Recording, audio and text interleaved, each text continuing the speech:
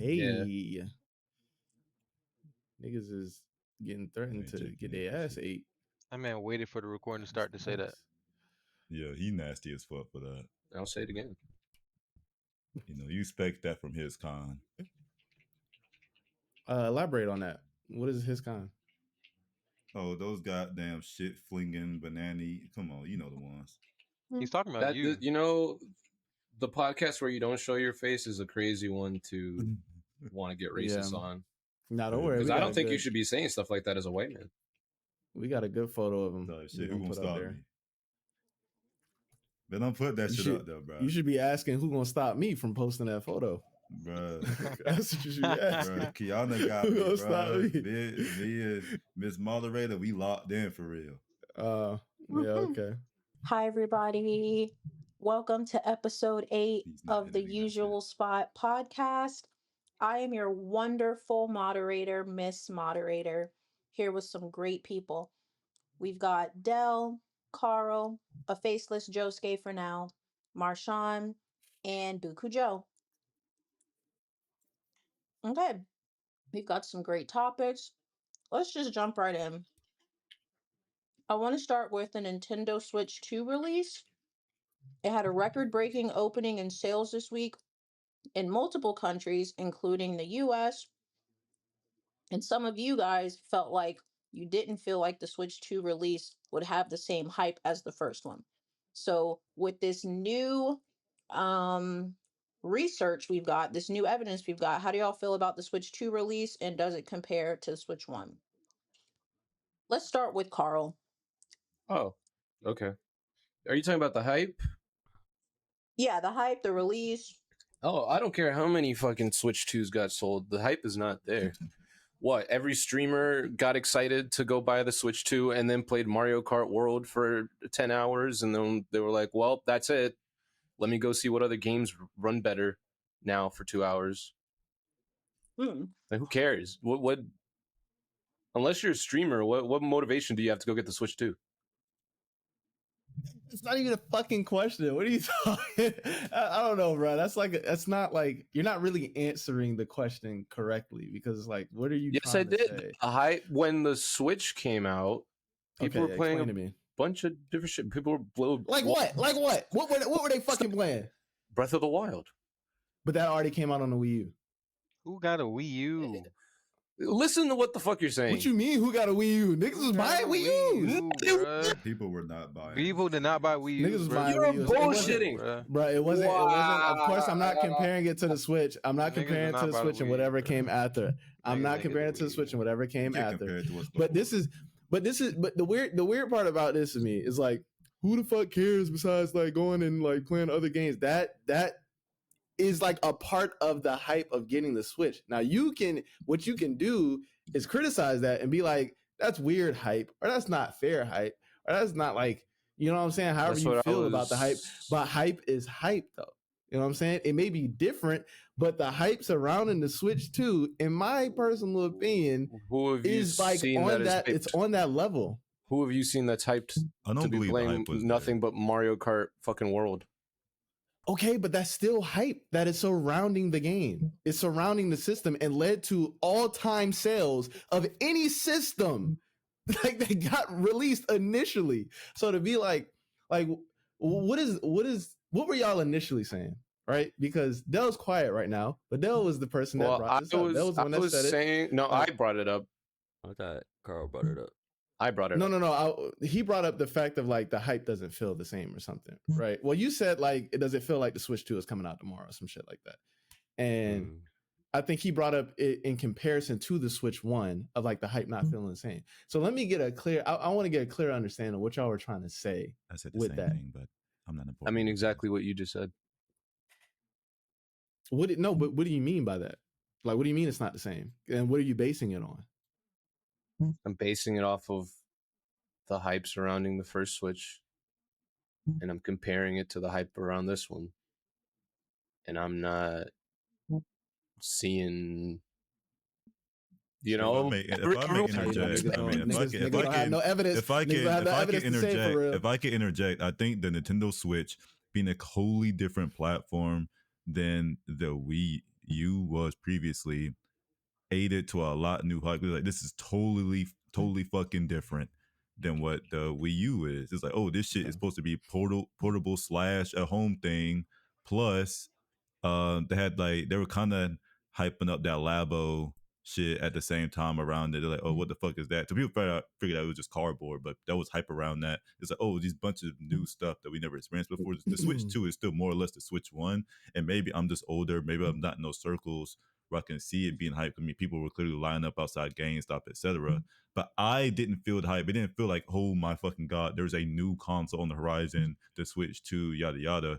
It really just felt like, oh, like when all that shit came out, like when the pre-orders were, or people were waiting outside or whatever, that was like, oh shit, I'm shocked because I wasn't hearing anything about it other than Mario Kart World cost $80 and people were upset about it.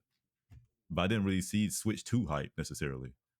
Y'all can hear me? Okay, yeah. Yeah. I Yeah. just joined back. By the but, way, Tevin, your I think your phone's beeping. I don't know how to stop it. when I think there was hype for the Switch 2 pre Nintendo Direct. And that's where I was seeing like a lot of like, it's just speculation, like, oh, what's it gonna be, what's it gonna do, what are the games coming, yada yada yada. And then like literally all the way up until we got the price points, that's when I feel like there was hype. But after that, and I'm not trying to like dispute what it having like the greatest sales, woo doo doo, and I'm not trying to like downplay that, even though I'm bypassing it somewhat. It just felt like compared to when the Switch came out specifically, or even other like consoles of this generation, like the PS5, like even though they might not have the numbers to back it, the hype for that I just feel like was way more leading up to release and even after release somewhat. Like it was just like this big spectacle thing that was like, oh yeah, this new console is out. We got this now. It's finally here. And it's like I didn't really see as many people talking about the Switch 2 that way. Like I saw like kind of like how Luis was saying. I saw some streamers that I know already play Mario Kart. They were like, "Oh yeah, we're about to play Mario Kart World, and like we can get up to 24 people. Like that's cool. Like let's see how that is." And then after like that first day, it didn't like, and it wasn't even that many people talking about it, but it was just like that first day, people were just hyped to see so many streamers being together playing Mario Kart and like different avenues. And I'm not saying like everybody just stop talking about it in general, but just in comparison to what I feel like how people were talking about other consoles, it just feels very minuscule in comparison to that. And you know how I know the hype isn't there? Because your ass didn't get a Switch, Sean. Mr. FOMO. If the hype was there, you would have one.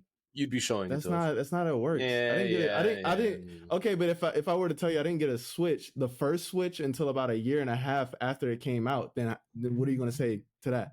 I didn't get it the first day it came out. Oh, now you don't have nothing to say. Like what the fuck? I said you like, were, bro. You said I was broke. Yeah, that's. I could have got a Switch if I wanted it, but I didn't care enough to buy it. Broke. I mean, I was a college student. It's not like I had like a bunch of money, but I had money enough to buy me a Switch. I got the Switch when it came out, like the first like fucking week. And what did you play on that Switch? It really was a place. Well, I had indie games, but it really was a placeholder until Smash Ultimate came out. Until other games came out, just like the Switch 2 right now. So it's not. Are you like really trying to compare? There wasn't an abundance of games. Yeah, when Switch came out. Breath of the Wild was on the Switch. It came with Breath of the Wild. Yes, that's fine. Just like Mario Kart is on the Switch. Mario Kart is not on the same fucking level as Breath of the Wild. That's interesting as a take. What are you talking about? It's fucking Mario Kart. Do you remember how many fucking clips hit the internet when Breath of the Wild came out? You remember all the shit people were doing when Breath of the Wild came out? We're going to compare that to watching a guy do the same fucking circuit that everyone else is doing in Mario Kart World? This is like Impact versus Stain, kind of like Breath of the Wild. I mean, we're talking about hype. Okay, but that what's Del trying to say? Yeah, what's up, Del? I think what Luis is saying, like, there was so much to do in Breath of the Wild that, like, you might not even be done with the game by the time the next thing to play came out. With Mario Kart, it's like, it's just a kart racer. So, like, the replayability is just in you racing over and over again. But I think there was so much stuff to do in Breath of the Wild that like people were like, it was like a game that people was playing like all year. And so by the time like the next big release came out, people were still like fucking with and hyped about that one game. I mean, people are still talking about Breath of the Wild to this day, so that's a fair point. But to me, it's like I feel like maybe on y'all algorithm, maybe on y'all's algorithm or y'all's bubble, whatever you're seeing, y'all may not be seeing the hype like that. Because personally, none of us like here really gave a fuck to buy the system. I didn't care enough to buy the Switch 2, but my algorithm was being flooded with so many people standing outside, waiting in line, playing Mario Kart, testing out so many different games that came out before and seeing how they run on the system now. Like it was being flooded with all of this information and all of this hype that people were excited to see. And even some people like having backlash at other people when we find out the sales numbers of like this game coming out and stuff. I do understand Josuke's point as well when he was talking about the idea that this thing is new, and there is something to be said about like something that's like so new, like it's kind of like, y'all think the Switch changed the game? I think the Switch changed the game. I think that's fair to say, right? Like it changed the game, right?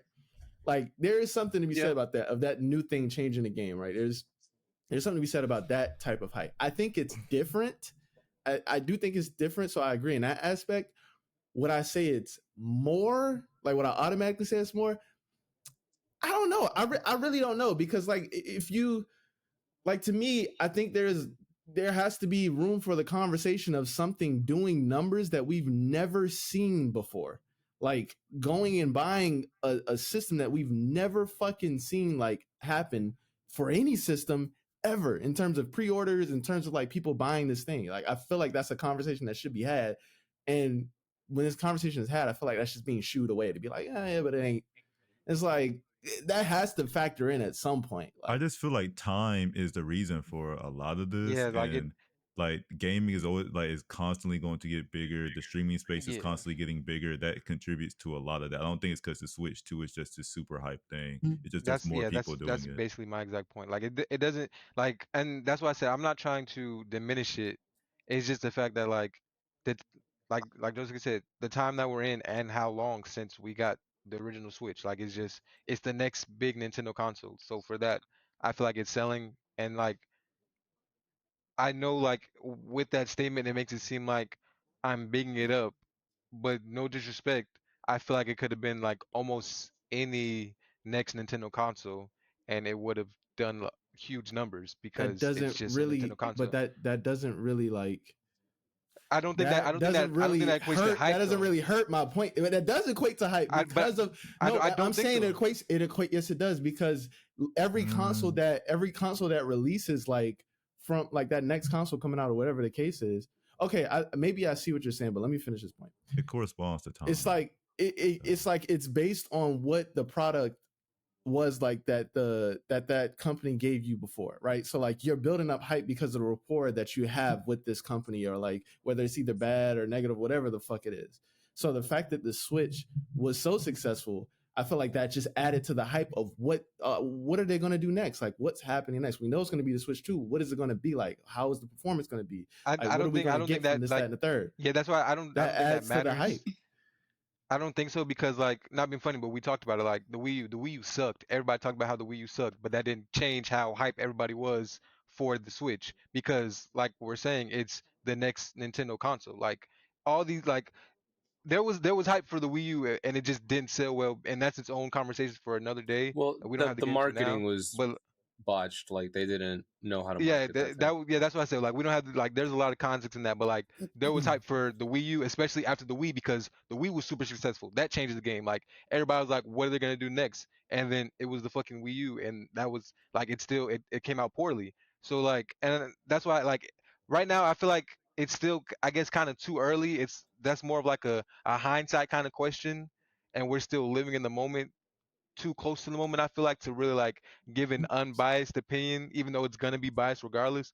But like that's why I'm saying, like regardless of what it is, it's the next Nintendo console. Like that's why it doesn't feel like there's that much hype for it. Like it's But just that like kind it's of going to adds to sell my well point. That kind of because it's adds to a my Nintendo point with console. visibility, though. When I said before, more people are going to get into it just with the medium growing in itself, and that kind of adds to the point of the Wii U not getting visibility, even though more people are getting into consoles, which is why the Wii U was a massive failure.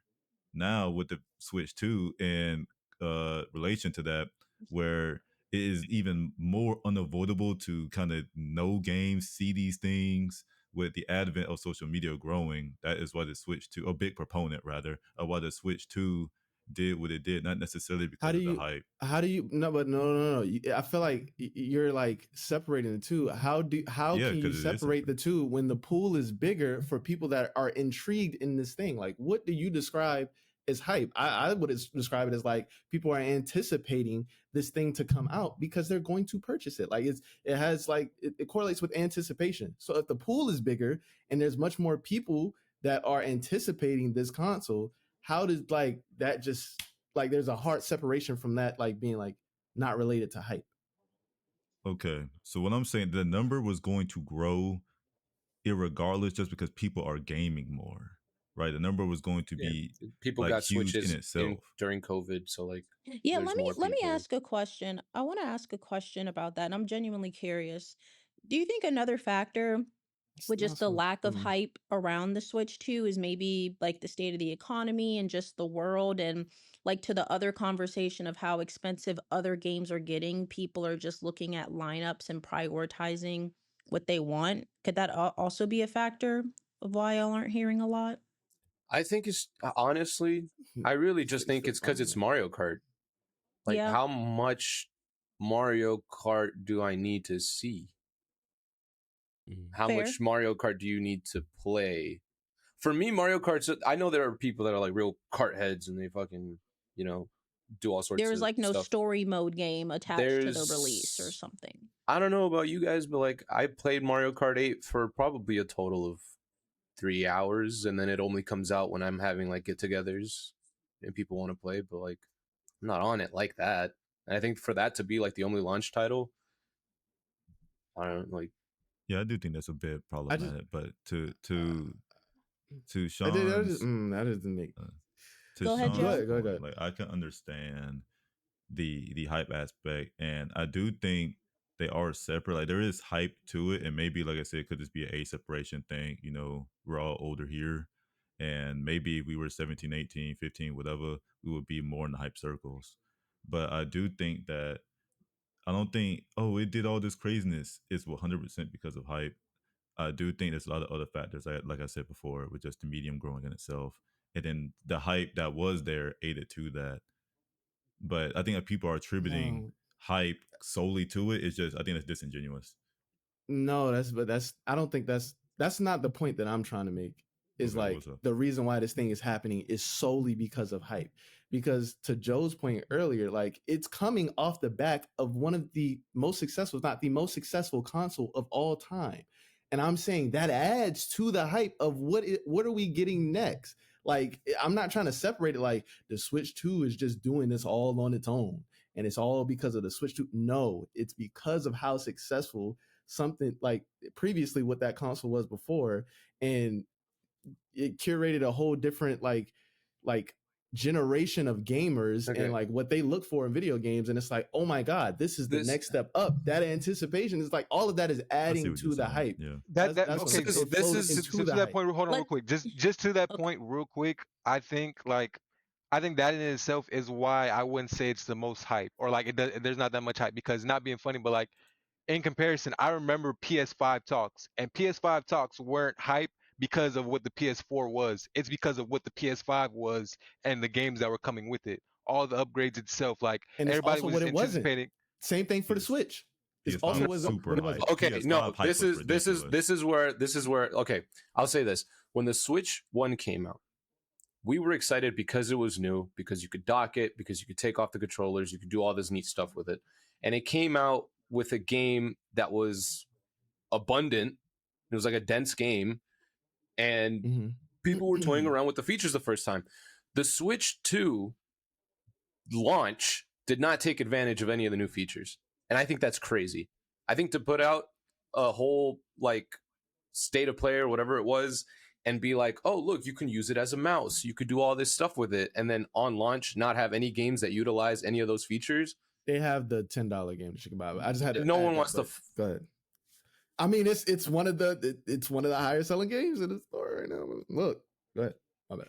The tutorial that just all right, whatever. It's like top 5 or something. Yeah, how many streamers are you seeing play that? Okay, for me, anyways, like to go ahead, Del. To explain the point that I was making when we first started having this topic. For me, hype is not something that you can automatically like equate or like point to something and be like, that is like indicative of how much hype it is. For me, it was like I remember and I could feel the hype of the Switch 1 release. Like I remember where I was. I remember when they first announced it. I remember how much talk and like excitement people had when they first saw it, and like the speculation leading up to it when it was just like the NX and people wondering what they was gonna name it. And seeing that like, yo, this thing is like, you know, portable and I can put it on my TV and it's like the best of both worlds. Like that was so hype because it was something like brand new that they couldn't just get that anywhere else. Like if you want to play or have that kind of gaming experience, you have to get this. With the Switch 2, I think it's kind of riding off of like that initial excitement of the Switch 1 because it's just that same thing but like better, and it doesn't really do anything new and exciting, and I think people are just willing to buy it because they already love the Switch 1 so much and they want just that but with the better, you know, performance or just like a better gaming experience. But I don't feel the hype for it. And that might just be like I'm not seeing things that like are indicative of what I would be considering hype. But that's just where I'm coming from with it. I remember the Switch 1 being sold out for years. Like people, it was like exactly. very difficult for people to get the Switch 1 for years. Yeah, like it was great. That may happen with the Switch 2. wanted like, to get it. Like I remember, you know, like I said, it is early with the Switch 2, so we don't know that same thing could happen. I doubt it, but like I remember that Switch 1 hype was ridiculous, man. Like, I mean, I was lucky like you said, we're living in a different time though, so it's like maybe the expectations back then where people weren't able to purchase a Switch at the time, or sold out for years is cap. That's cap. No, it didn't. No, it distinctly was sold out for years. It distinctly was sold out for years. How could that be when I bought? Now, if you want to talk about the pandemic, people were reselling it. Years is cap. People were reselling it. Years is cap. But it was very difficult to get a Switch. Okay, but explain it. That's what I'm saying. Years is cap. It was like, bro, it was like I know that first year. Because remember when COVID happened? Remember when COVID happened? Remember when COVID happened? And it created a whole yes, that's different. That's different. But it was hard to get. It was hard to get any. It was hard to get any fucking video game around the time because then the Switch was in a different league. I know that because it was much more affordable. People could get that Switch, like all of that. Cool. But if we're talking about like when it initially launched, it was not sold out for years. Because how the fuck was I able to walk into a random Walmart one night and there were a bunch of Switches in there, and I went to go cop one easily, no line, nothing. When'd you get it? I mean that's not that's, like that's very anecdotal, and also like that. Yeah, that was like he's saying it's sold out for years, and I'm like, how was it sold out for years? But that's like saying how was the PS5 sold out for years when we all acknowledged it, but there was times where people could go into the store and there was multiple that you could just buy. It was still sold out. It was still a very difficult console to get. It's just that everybody had their individual anecdotal stories at times where it's like, hey, I walked into this Target and I was able to pick up a PS5 that was just on the shelf. Same with the Xbox that makes X. what he's saying not true though. That's not true. They were still sold out. If I'm going in a Walmart and there's an abundance of Switches and I was able to just grab one easily after like the first year. Now, if he's talking about the pandemic, I am with him 100% because I worked at a retail job and I understand. This was news when it launched that they did not make years. It's not years. Like a good solid years. If we're fucking arguing the semantics of plural, but like, okay, sure, but that first year, it was scarce. Here and be like years, and it's not years. Like if he's saying over an extensive amount of time, then cool. But it wasn't like, oh yeah, this shit was. Just for most of the Switch's life cycle, it was fucking scarce. It was hard to get for a good bit until the last year. Okay, that's true. All right. Okay, so I mean, I want to move on, and Tevin, you may be getting set up still, so let me know. But I I don't know if y'all mean, can hear me or not. we can No, hear we can you. hear you. Yeah, you're good. Oh, okay. I did want to add one thing to the. Okay, go ahead, because I feel like it's Marshawn against the world right now, so I really want you to weigh in here. I don't know if I can help you with that. I'm not gonna be on my team. Because I do think that all just because like something has high sales doesn't mean that it's like everybody's anticipating it, right? There's also like there's a group of people that are like, this new thing is out. I'm gonna get this console regardless of whether like I'm hyped for it or not because I just want the new thing. There are people with kids out there that are like, I'm not really hyped for this, but it's like it's the next new thing in the console my child probably would want and I'll probably buy it. I just think there's a number of reasons why people would buy something and it doesn't just equate to like, yeah, that means the hype is at an all-time high for it. That's all I'm saying. So if we gonna do that, let's do it with everything on, then. Let's hold discount every fucking system that Hold came out on. in existence, and then we gonna level the shit the fuck out. That's why that argument doesn't work. It doesn't fucking work. It's Confused just like, as to what your argument is. Sure. The argument is, I agreed at the beginning. I think that the hype is different because Josuke made a great point, and Dell also doubled down on that point. I think Joe said it too as well, and even you had like a bit of that. Of saying like it's different in the fact that this thing was new. I'm just saying that doesn't equate to it just being more though, because I think that there's a conversation that's not being had about the amount of sales that goes into this thing. And so if we're gonna try to discount it and be like, well, that's just not indicative of it just being that, then why wouldn't you want to add that to the Switch 1 2 as well? Why wouldn't you want to add that to other consoles too as well? Because that is a part of something that has hype. It's going to be a group of people that do that where it has hype. Marshawn. Because every time that we've talked about all these other consoles, we have not brought up sales. Like even when we talked about consoles back then and we talked about the hype of them, we didn't talk about sales. That was never the point of conversation when we're talking about hype. When we're talking about hype and consoles, we don't talk. When have we talked about sales? Unless we're talking about this one is more than this one and being like very like meticulous in how we're doing it, we're not talking about sales in those conversations. I don't know why you're doing all these theatrics. Like we haven't had these conversations a billion times. What is the determining factor of a console that is successfully has hype? It's multiple things. You're trying to make it one thing when it's multiple things. It's not one thing. It's literally not one thing. Marshawn, sit down. Oh my god! Was the PS5? I'm gonna have a genuine question. Was the PS5 more hype than in the Switch 2? Yes, like, it made a bigger splash. Like you're talking about the sales, right? Okay, that's cool. It's Nintendo. It's gonna sell. But like my point is, Marshawn. My point is, it's not making a fucking splash. What is there to do on the Switch 2 than play Mario Kart for a bit and then go back and play games that now run at a stable fucking frame rate? Okay, cool.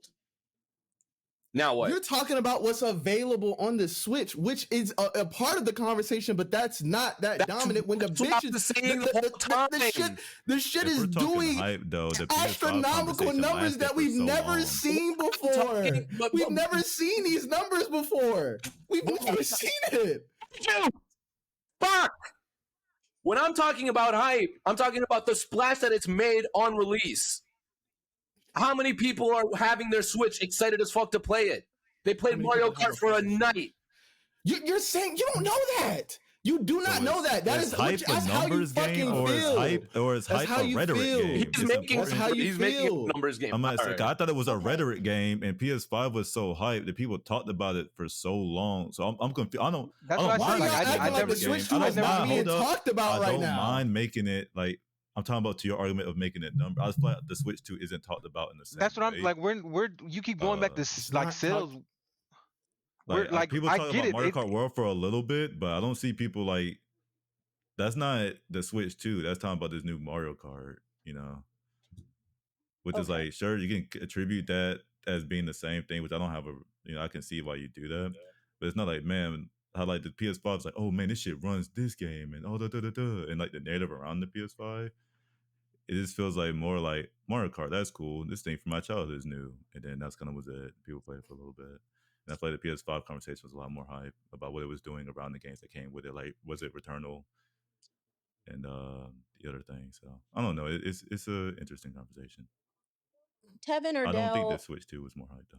Tevin or Dell, do y'all want to close us out here? Any final thoughts? No, I'll let I Dell don't do his really.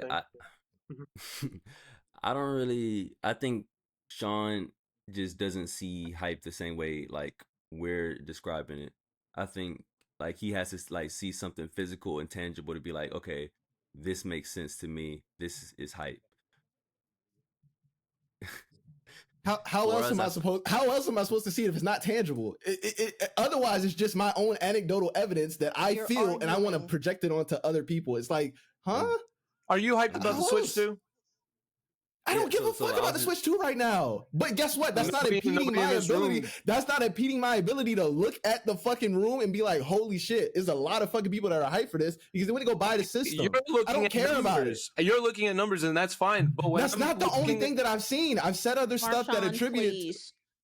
So this is what I'm saying. What Luis was saying is like, I am someone that I will say I'm an enthusiast in the gaming space, and like I am not excited for the Switch. So I'm not hyped for it, and I think for me that is not saying that like, oh shit, it's not a successful console and like people don't want to buy it. To me, it's like there's nothing exciting about this thing to someone that is enthusiastic about this genre of entertainment. And I feel like that's just like indicative of what the product is and not like how successful it could be. So that's just kind of like how I view like things when it comes to like hype and stuff. But I understand like why you feel like if it's not factual based, then it doesn't make sense. Miss Moderator, I just want to add one more thing, and I please no rebuts. This is just how I can equate it. Like before it started doing big and like it became like top 5 grossing horror movies of all time, Sinners was doing poorly in the box office, and it was still one of the biggest things talked about. It was doing pretty, like, not bad, but like just in comparison to what people thought it was going to be, to the like with the hype. I'm saying that's what I'm saying, like to the point of like how the hype was around Sinners. People didn't see the money going with it until like it's like the past couple of weeks when it started catching up in terms of like I said, being the top 5 grosses, but it was still talked about even before it came out, and then like especially when it did come out, just the high, like that's one of, like, honestly, that's one of the top 5 movies of all time talked about in like the last 10, 20 years, just in terms of pop culture and relevancy. And I feel like the numbers didn't show that until like probably like some weeks ago, where it was like, okay, yeah, like like all the ticket sales and all these other things, even before it came out on digital, are like equating with that. And like just like, in comparison to like, let's say like a Marvel movie that does billions of dollars and maybe not have as much hype, it was getting talked about more than like a lot of those big budget, high selling Marvel movies. And that's why I don't immediately equate something being hyped to how many sales it gets. Like there's a lot of movies that I feel like Sinners is more hyped than that it didn't make more money than. So I just can't, like, and I know it's different, movies and gaming, it's a different genre, but just in terms of like how I view hype in a general sense is just, I don't, just because something sells well doesn't mean that it's super hype, and just because something doesn't sell as much as that other thing that did sell more doesn't mean it doesn't have more hype. Man. Okay. All I'm gonna say is everyone in here games. Everyone loves games in here. None of us care about the Switch 2 coming out. I don't know anybody that cares about the Switch 2 coming out. Everyone that I know that has a Switch 1 has not brought up the Switch 2 at all. And that's how I equate hype. Because when that first Switch came out, everyone around me was talking about it. So I'll just leave it at that. Yeah, let's pivot, because I mean, we see the steam coming out of Marshawn's ears. I mean, I would ask for any final thoughts, but we have to move on. Yeah, we already did that. Yeah, let's do it. Yeah. All right, let's move on to some music talk, I guess. All right, let's get right into this Wale Kai Cenat interaction. So last week was the BET Awards. Kai Cenat naturally was streaming his entire existence leading up to the award show. And while he was getting in a car, he was passing Wale. Wale was like, "Hey Kai, what's up?" And it was very clear in Kai's tone that he did not recognize Wale. He thought he was a fan or just like some other guy. I mean, it was very clear in his tone. He was like, "Yo, what's up, bro? Wally. Like you game? Like what kind of games?" Like he was like it was just very like, "Oh, cool. Like you must be a fan of me," type of thing. Let me wrap this up. Basically, long story short, he gets in the car. His fans were like, "Yo, that's Wale," and Kai said, "Whaley, what he do? Where he from?" Damn. So yeah, I guess the question here is, are we now in a time, as you know, as we're all here in our late 20s, early 30s, are we now in the time where Wait, she said that. younger kids like don't know hip hop like cultural icons, and like does it make sense for Kai Cenat to not know who Wale is? Yes. We're gonna Yes. I would say we would pass it to our Wale correspondent, but I need him to cool it down before we get to him. So I want to go. I'm chill, but I don't need to stop first. But it's gonna hype you back up, I feel. We're gonna go to Young X Chaos for this one, and then just work our way around. I'm reformed. It makes so much sense that Ty doesn't know Wale. It's like, I think it was Cope who said in the chat, like Wale had like the main in terms of mainstream success, like he was up before in the 2010s or pre-2010. Like it makes sense that a bunch of kids who were probably born after that, or they were kids during that, they wouldn't know him at all. It makes sense that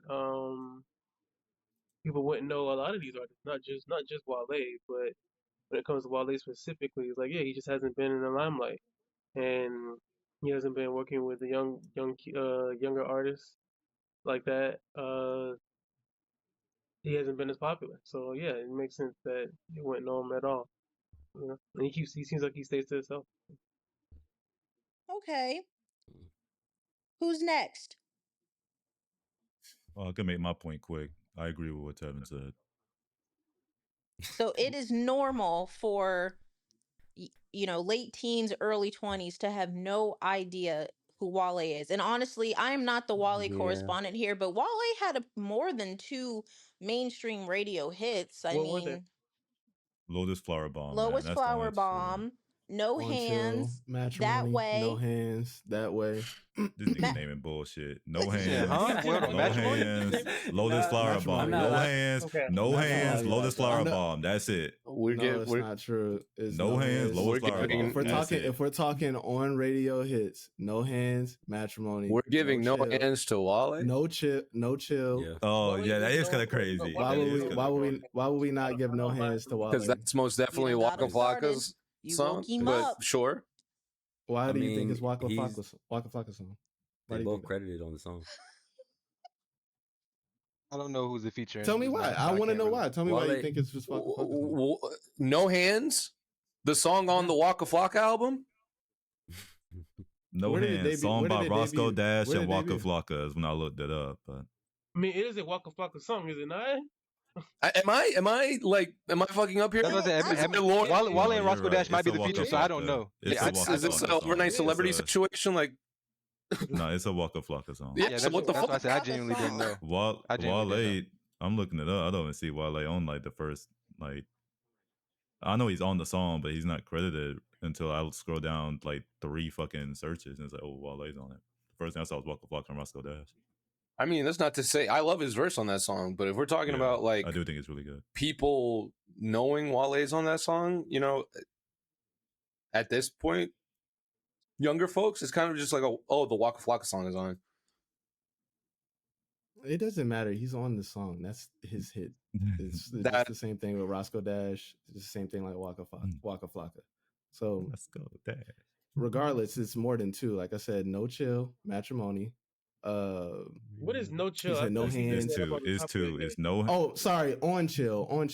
What is that? Bag of Money. Bag of Money was a big song too. I mean, he's featured on that, but okay. Look. You said what is that? That was his single. on the Sumi album. What's that? I can't fucking. It look like we forgetting his biggest hit, that Rick which Ross is joint? Bad. No, Bad on was Chill Biz is too. Bad is up there too as well. Bad. I give That's you bad. apparently. I don't know about I on think chill. that's his biggest. Even recently, his song I from don't Gifted know, has been bad. going We just pretty viral. I wouldn't saying call it a things, hit. bro. Okay. We're not just saying Like things. These are when I'm hits. talking about hit, These are I literal mean hits from Wale. no. When you know No what I'm talking about. hands, When I say Lotus hit, I mean Starbomb. like Talking You about asked for a radio hit. Marshawn, chilling. it's out of go here. ahead, Not Tevin. just like some local like this is good. It's for the not local. You asked for a radio hit. Oh Mute shit. yourself. I did not Yeah, I was ask about to for say, radio mute hit. yourself. I asked for a hit. And then when I say When hit, I mean like something that was like this is like it's so large that it's beyond Wale now. It's like it'll reach crowds of people who like aren't into that type of stuff. I know Like what that. bad is. Okay, yeah. when Kai I went know on that. stream and listened to the Wale song, and he was like, "Wait, I know this song. What song was it?" Lotus Lotus Starbomb. Starbomb. Lotus Okay. Starbomb. I think.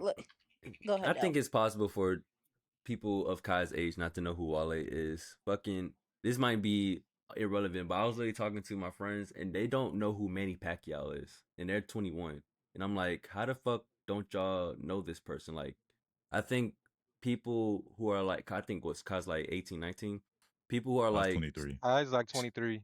Yeah, exactly. Like, so 20, the 20s, the young 20s, like the people who were like common like household names to us, because like it was their era or whatever, like they're starting to like be not as relevant to the people that are in like their younger 20s. And so yeah, I think it makes sense for him not to know him, and I think he was genuine about it. I don't think he was trying to like sun him or like make him feel small, or like, and he kind of like regretted it once he realized like, oh shit, like I know this person's music, I just didn't recognize them. But that's not even what I want to talk about. This, I think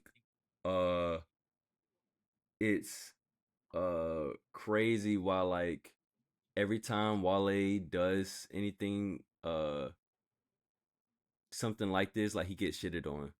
And I think if you go back and look at the clips where he's like, you know, confronting Kai, it's not like, especially the second clip, it's like, it's on some like, yo, damn, like you didn't know me, that's crazy. Like, not on some like, I'm pressing you, like I'm like offended that you didn't know who I am, like I'm somebody big and important.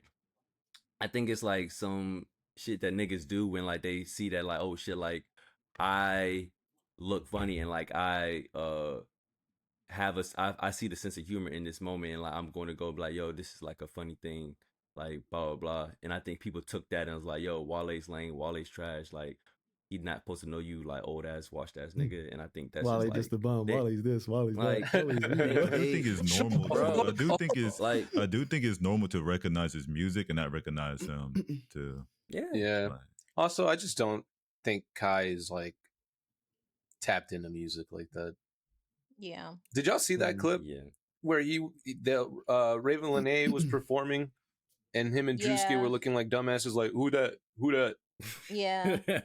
These guys don't I'm with fucking them. listen to good music. I ain't know who that is either. You're not shit. tapped in, brother. I guess so. So, I mean, I guess to Dell's point, and this is kind of our last topic on this, but yeah, it does seem like every time Wale speaks, you know, he gets shitted on for being over emotional or being dramatic, a diva, whatever the case. Do y'all think that Wale is one of the more disrespected rappers, or what are y'all's thoughts on that? Sorry, what was the question? Is Is Wale the most Wale like one of the a most disrespected rapper? Almost definitely. I would say. I Yeah. would say so. I've watched him throughout his career just get a lot of hate that was deserved and undeserved. And it's just like, I really feel like it's one of the things that's holding him back from really growing and like being a star. And I think some of that is not his fault. And I think it's just unfortunate, 'cause I think he's a really talented artist. Do you I think I don't the see clip it a you lot. put in here- I don't see it a lot for him to be one of the most hate. For me, my own I was perspective. about to say mix of yes and no. Josuke don't be in these spaces, bro. I just feel like I listen to music, I'll bro. ask you guys because you guys are more. I'm not saying you don't listen to music. I just know you just don't be in these spaces. I'll ask you guys. Why you not the guy that like explain to me. No, explain to interviews? me. Explain to me. What spaces? Like, when did you get on Twitter? I got on Twitter my 10th grade year, so 2014. And like, how was your Twitter like curated? Were you in like the hip hop spaces for like hip hop discourse and shit like that? Was I tweeting about it? No. Is that what you're asking me? Were you in those spaces? Like, was it stuff that you would see, like conversations that people would have about Big Sean and Wale and J. Cole and things like that? Yes, but I wasn't on Twitter like that. I remember tweeting about Future a lot. Not a lot, but I tweeted about Future. I liked his music a lot back then. I was in the hip hop spaces, but I wasn't like perusing and always looking at that kind of stuff, I would say. So y'all probably in it more than me.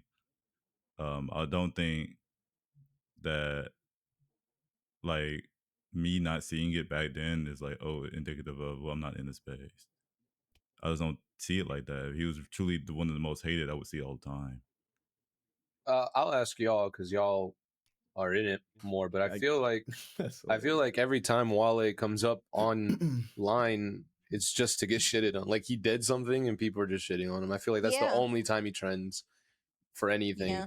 Do you guys think it's starting to get to the point where he's becoming more known as that one rapper that gets mad on the internet more than his music? This already Does he get? But no, this phase has already happened. This phase. I thought he just talked about his career. Like I was like stuff I see. He's talked about like. That's what I mean. You don't be in his recognition. Like he's talked about his. Shut up, bro. He's talked about his recognition. What it is. Like he like the recognition he doesn't get, and things like that. He gets hate on stuff like that. Y'all, the way I'm confused is y'all make it seem like he says a bunch of like fucked up shit and he gets hated, or sometimes he says something normal. No. Just saying every time he talks, people get mad at him. Yeah. And he's not, bro. We went through the whole process, especially with him and a couple other rappers. Wale, like I was telling Del the other day, he shot himself in the foot by speaking on his emotions and how things made him feel, like especially a lot in interviews early into his career. And he got the sensitive label for a long time. And it's still there. So like that's like the overarching theme around Wale is just a sensitive ass nigga and he take everything super personal and he can't like just be cool or chill or do whatever the fuck. And there's a lot of other rappers who have been able to speak about their emotions and been able to talk about like, you know, their depression or their anxiety or whatever the fuck. Case in point, Kid Cudi, because that was like a whole thing. I mean, Kid Cudi having beef. And Wale was like jealous of the fact that Kid Cudi was able to come out and speak about these things and he got hella support. And but when Wale used to speak about it, when he used to talk about like his struggles and shit, he was getting labeled sensitive. Random ass niggas was just saying fuck Wale online. Like I know most of us know about J. Cole's whole like situation where it was just random J. Cole hate. And it would just happen because it was like J. Cole was being representative of like old niggas. That directly happened maybe like that was maybe like 1 or 2 years removed, maybe 1 or 2 or 3 years removed from when like the same shit was happening to Wale. It might have been a little bit more. I don't know. It was around 2014 before Force dropped, but like you had people like Tyler the Creator that would just hop online on Twitter and just be like, fuck Wale, or say like the craziest shit about Wale because like that was the trending thing to do about Wale at the time. Like I specifically remember these moments. And it's like, and I'm not saying it's like a worldwide thing. I think that's different, but that's why I was saying, like, I don't think you were in these spaces to see this shit because that was the conversation surrounding this nigga. Like all of that's like what it was surrounding him. Like, yeah, it probably was. He is sensitive ass nigga. Twitter early. I deleted Twitter early. He complains a lot. Like all he does is complain. Like he just can't be happy. Like bro, to top this off, J. Cole came out with that diss song called False Prophets, where he addressed Kanye, and in the second verse he addressed Wale too as well. And in that second verse that he addressed Wale was literally like sort of repeating it, but more of in a friendly way because they have a relationship of, bro, you got to be happy with what you got. Like you always complaining about this, that, and the third, bro. Like you see all of the fans that you have, you see this, that, and like this, that, and the third, whatever. And that was a big moment. So it's like, that's just been the conversation around in his name. Like I think, like what Luis was asking, do y'all think that this is what it is now? It's what it's been. Like that's just what it's been Mhm. for years. Like this is not new. It's just same shit, different day. Yeah, I don't remember none of that. Yeah, I was gonna Yeah. say, and please don't attack me, because I'm not saying he's bad or not good. I just think, kind of like how you said, how early he curated his image, he wasn't good enough to do so in that way. Like these other people that you talk about that have talked about their feelings, and maybe that's just a take on us as a society, as people, but they were more established into their careers, and or you knew kind of, you had somewhat of an image of them beforehand for the most part, before they might have started talking about how certain things make them feel. And even with that, it's like, it's kind of like, it's kind of like, be careful what you ask for, because I'm not gonna act like I've seen every Wale interview or like I'm super tapped in. I enjoy his music, and through you, pause, like, you know, I was able to indulge with him more as a creator, but it just felt like at the time it was like, it was like the energy of, if you don't have anything nice to say, don't really say anything. And people took that, like, of course, you know, you have the people that are going to say something regardless, but it's like people just kind of stop talking about you in a sense, so that, like, that ruins your traction. Like, you're going to, as you get bigger, you're going to get a lot of love, but also a very, like, loud amount of hate. Regardless of if that hate is more or less than the love, it's going to be louder than what the love feels like. So moving into those spaces as a public figure of some sort, if you're telling people, I'd just rather you not talk about me, and you only, like, you only kind of point out the negative, or like it's seeming that you only point out the negative, then you're going to get, like, you're not going to get talked about at all after a certain point. Like, it's just, you're going to kind of start fading into irrelevancy, at especially among your peers that are like, either they don't say anything, or they just accept all that comes with the territory because they know they can't appease to everybody. Not to say that he is trying to appease, but I'm just telling you how it looks. Like, I'm not saying But that that's this just is not what like, it this is is his though. mindset, but I'm not disagreeing with that point. I'm just like, that's just how, like, it comes across, and how, like, how I've seen it from the outside looking in, as somebody like, cuz there was a time where Wale was like, he was in those talks with like Kendrick and, you know, Big Sean and Drake and J. Cole, were like, they all were in that, like, who's gonna be like the next big thing, whoop de whoop de whoop. And like, we see, like, of course, Kendrick, Drake, and J. Cole kind of like were the three that like stood above almost all of them. Big Sean started getting like Big Sean got the corny label. Like, regardless of what Big Sean comes out with now, even if it is fire, immediately people are gonna be like, that's corny. I don't want to hear this Big Sean. So it's just like, it's the image The nigga just trash. that you portray. See like how Josuke said that, like, niggas are just gonna automatically think that you suck because of the image that you portrayed yourself early on in your career. So he just had the unfortunate event of, like, and maybe it wasn't all his fault. Like I said, I don't know Or the his music and full delivery context, the just full trash. ins and outs and details, but from somebody that was casually like keeping up with it, it it was how he kind of like curated his own image in a way. So it sucks that it had to happen that way, but that's why he didn't get as big as the other four. Like I'd say he's closer to like Big Sean, but even then I'd still say Big Sean is a bigger name. Like, that also has to do with outside of music things, but that also is a part of it. Like, all those things kind of encompass you as a public figure. So it just kind of sucks. Like, I'm not saying like it's his fault, but like, it just sucks that because of you being a human, is like, that's just how people are gonna take that, and like, it can hurt you more than it can help you, especially given the case that he did. I mean, and this is probably the last thing I'll say. Yeah, let's But that's wrap why this up. I started off my thing by saying I feel like he shot himself in the foot, because I'm not trying to take all agency away from Wale. I feel like if he was a bit more aware in the beginning, which is a lot to ask of like somebody that's that young, like coming into the scene and being seemingly as authentic as he can be, like who he is as an individual, and just like speaking out about like certain things that he felt like was an issue or he had a problem with, this, that, and the third.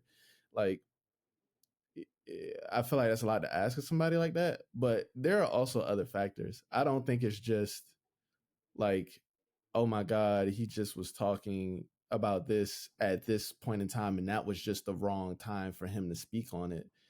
It's like everybody's situation is so different, but like if I was to take somebody like Kid Cudi, like he did GQ magazine with I think it was Wale, Kid Cudi, and Drake. They all did GQ magazine, so they were all like on the rise, like coming up together. And Cudi was able to kind of speak about his issues and do whatever. But I think the difference is Cudi's sound and everything that he was doing around that sound had his own pocket of people that he was like fucking with. And I think when Wale signed to MMG, it's like different eyes on you. And so maybe those eyes aren't as empathetic to like your situation whenever you're hopping up on a radio station talking about who did what to you and when they did it to you, as opposed to the eyes that were on Cudi. Like he was curating his own fan base where he started off talking about depression. He started off talking about these things. And Wale's whole thing initially in his career was like, I'm not a trapper, I'm not a this, that, and the third, but I can hop on trap beats and try to talk about prolific things. I can try to talk about my emotions or whatever, like do this, that, whatever. And I think that also is a part of it, of like the spaces he was in versus other spaces too as well. But it's a bunch of other shit too. But yeah, I just think that like he is like he's definitely one of the most disrespected rappers. I can't really think of like every rapper who's been disrespected. I won't say he's the most, but he's definitely like up there. So yeah. All right, let's It's move probably on. Ja Rule. Ja Rule is probably the most disrespected. Oh, Hell for no. sure. I don't think so. J. Cole. I don't think Ja so. I Rule, think Ja J. Rule. Cole was Ja up Ja Rule's there. not. Rule Ja is Rule's not definitely disrespected. He's dumb. disrespected. He did Ja Fire Rule Festival. is- He's dumb. Yeah, Ja Rule's did still a Fire legend. Festival. Yeah, bro. I mean that would That doesn't which mean would he got lead people to disrespect him. Yeah. It's not disrespect if you do something dumb. It's like that's Was actually he- your fault. Was That's he right actually your though when fault. he said niggas don't say Drake sound like no? He said niggas don't say Ja Rule sound like Drake. They say Drake sound like Ja Rule. Was he wrong? He look. What the fuck? He wasn't wrong. He wasn't wrong. Ja Rule was Drake before Drake, baby. All right, let's There move were memes on. of niggas listening to trash cans and saying this J. Cole is the shit or whatever. Yeah, Niggas don't do that was no for a more, long man. time. That was a rough time.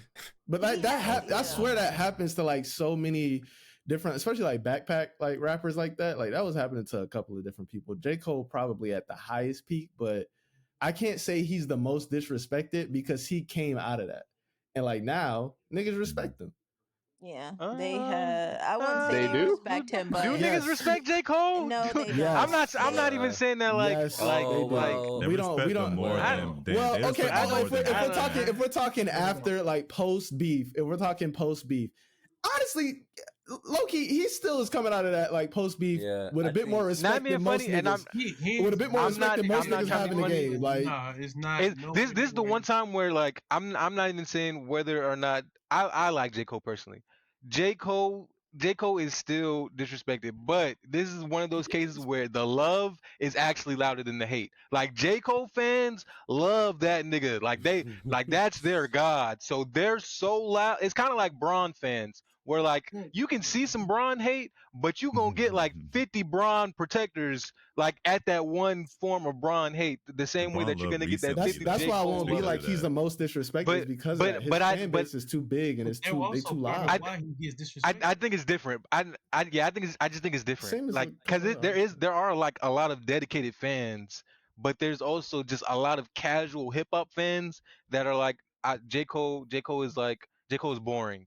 I don't want to listen to J. Cole, and like he's been getting that since like what came no not KOD what came out before For Your Eyes Only, that came out before KOD, right? It's been since that. It's been like since around that time, and like he had a little resurgence, and then the beef stuff happened, and then it kind of got back to like, oh, look at this guy, he's quitting, like, oh, and like most of us, especially up here, know like it's not like that, but a lot of the casuals don't view it that way and will still disrespect him. Like, I'm not gonna say he's one of the most disrespected, but I'm not saying the same with Wale either, because I just feel like it's a lot of different stuff. I feel like J. Cole has too much privilege in the rap game right now to be considered one of the most disrespected when he is constantly being in talks of the top 3. Like, if you're in the big 3 of any like category, you may be the most disrespected. I don't feel like he is. That, yeah, but you may be the most. I don't feel like he is anymore. I feel like he used to be. I'm not saying you don't have to feel that. I'm not saying. Let's hear from some other people. The conversation is that,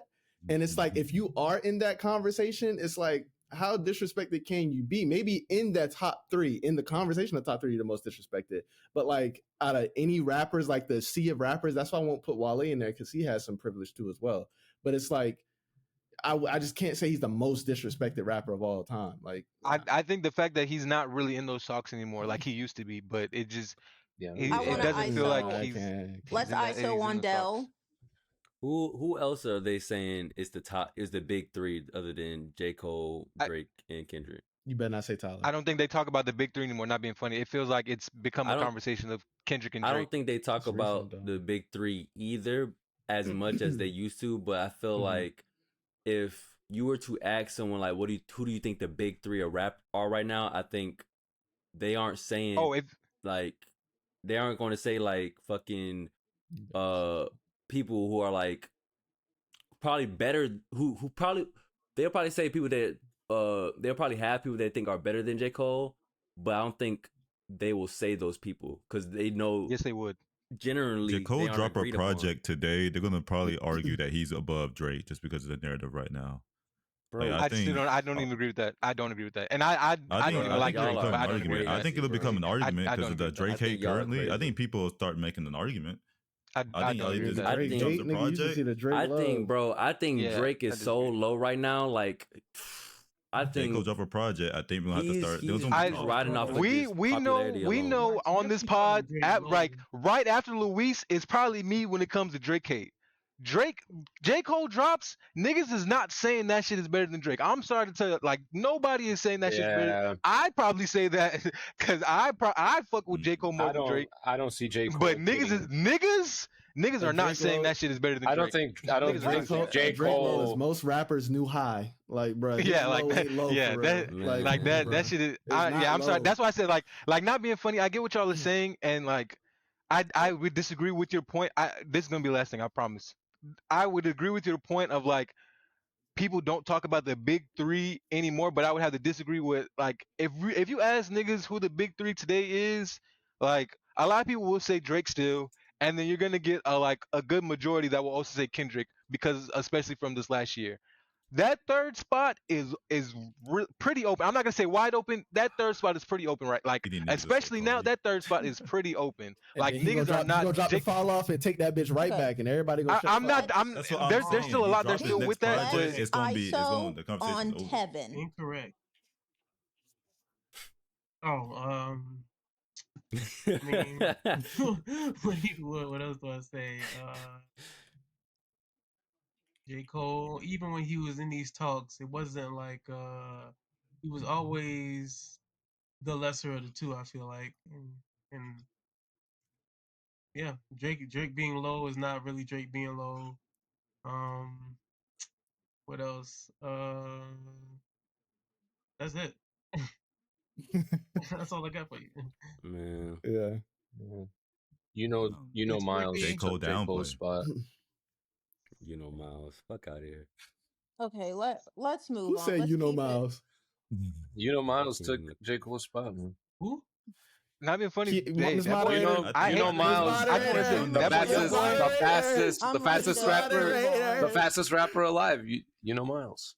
Let's stay right on topic. Rap name or something? No. Oh. That's an actual rapper. That's an actual rapper. I'm crying. Oh. That's an actual rapper. I'm crying. What a dogs. That's actually really good. I think we should only refer to Dell as D Miles. Please start the next topic. That's crazy.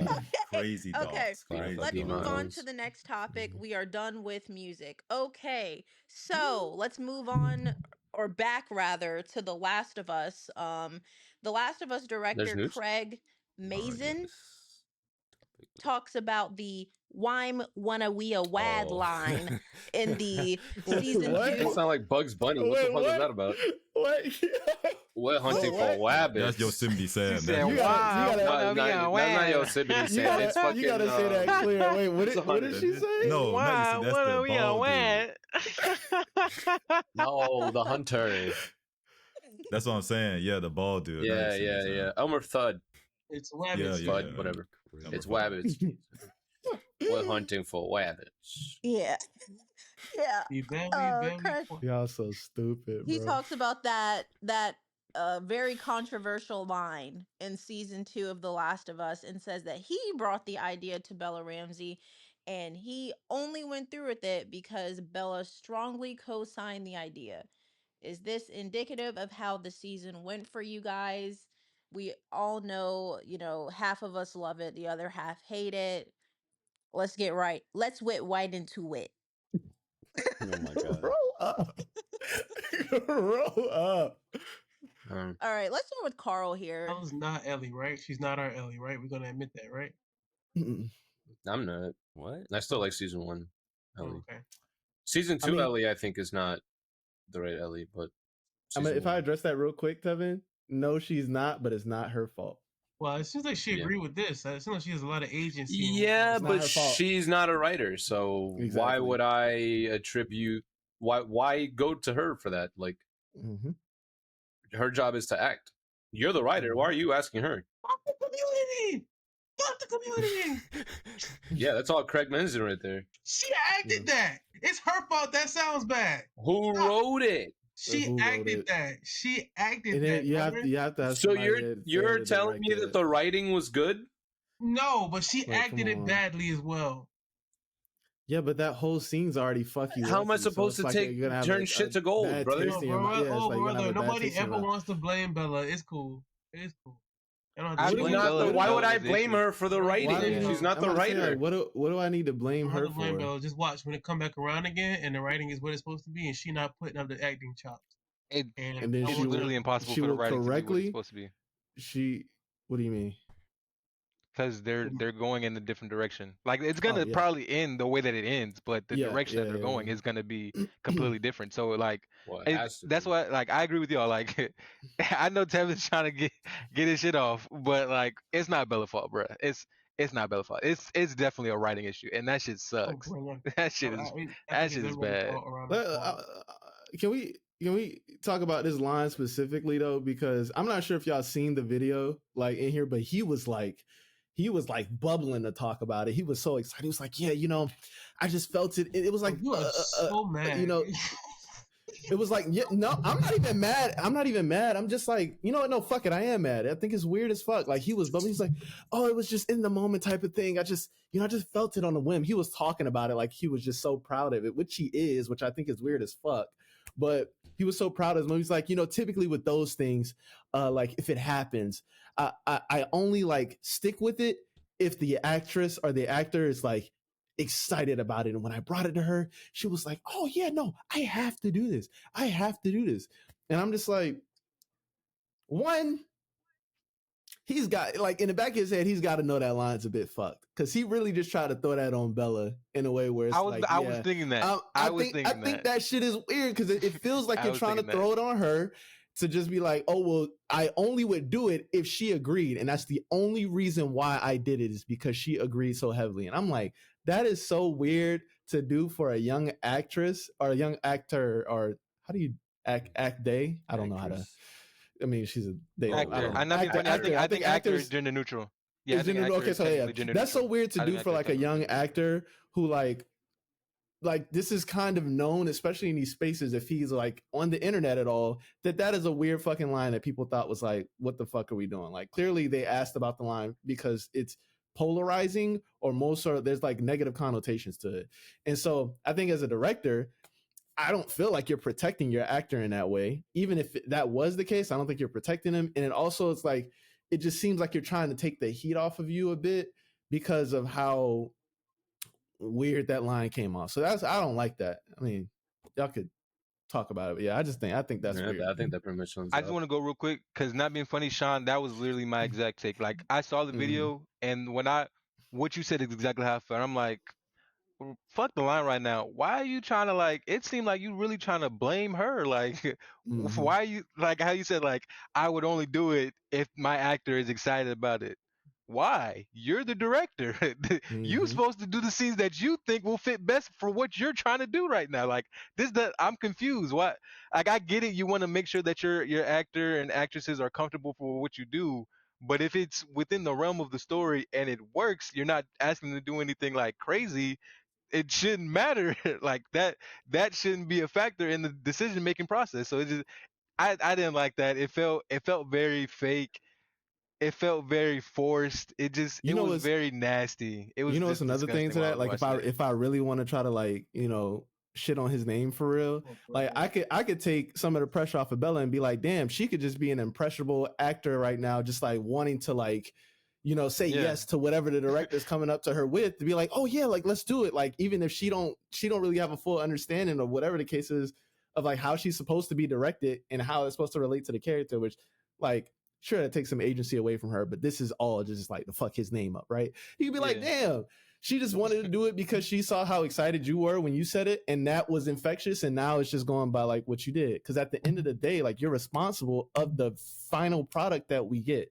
So it's like even if she did say yeah, it's like why the fuck are you saying that, my nigga? It's still your decision. Like it's your Yeah. fucking decision. I don't remember if I was here for the talks for that episode. I know I wasn't for like some of the later ones, but just to go quickly over it, that line is trash. That whole scene is just bad. Like I get it, I understand like what's trying to be portrayed, and I'm not like a super purist in terms of like, oh, it needs to be like a one-to-one adaptation. I'm fine with like creative liberties. Like I think that's the whole point of adaptation. You don't want to be one-to-one from a video game because like there are certain aspects that just don't translate well.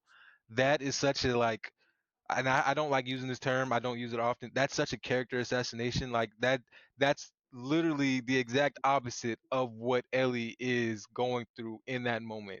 Like even if Or that is supposed supposed to to be be like, going through. yeah, exactly. Even if that's supposed to be like a moment of joy and bliss, even if she did feel that, that that's not what that's supposed to be right then. There's so Mm-hmm. much that is going on and that has happened with you that that that's not your response. I'm sorry. Like I that's the only way I can say. Like I understand that makes me sound like a Pierce, but like, and I'm not even saying you had to be like all pissy like how it was in the game. Like you don't have to like get all like, oh yeah, you're gonna slow me down, this, that. Like you don't have to be like so overtly brutal in the situation.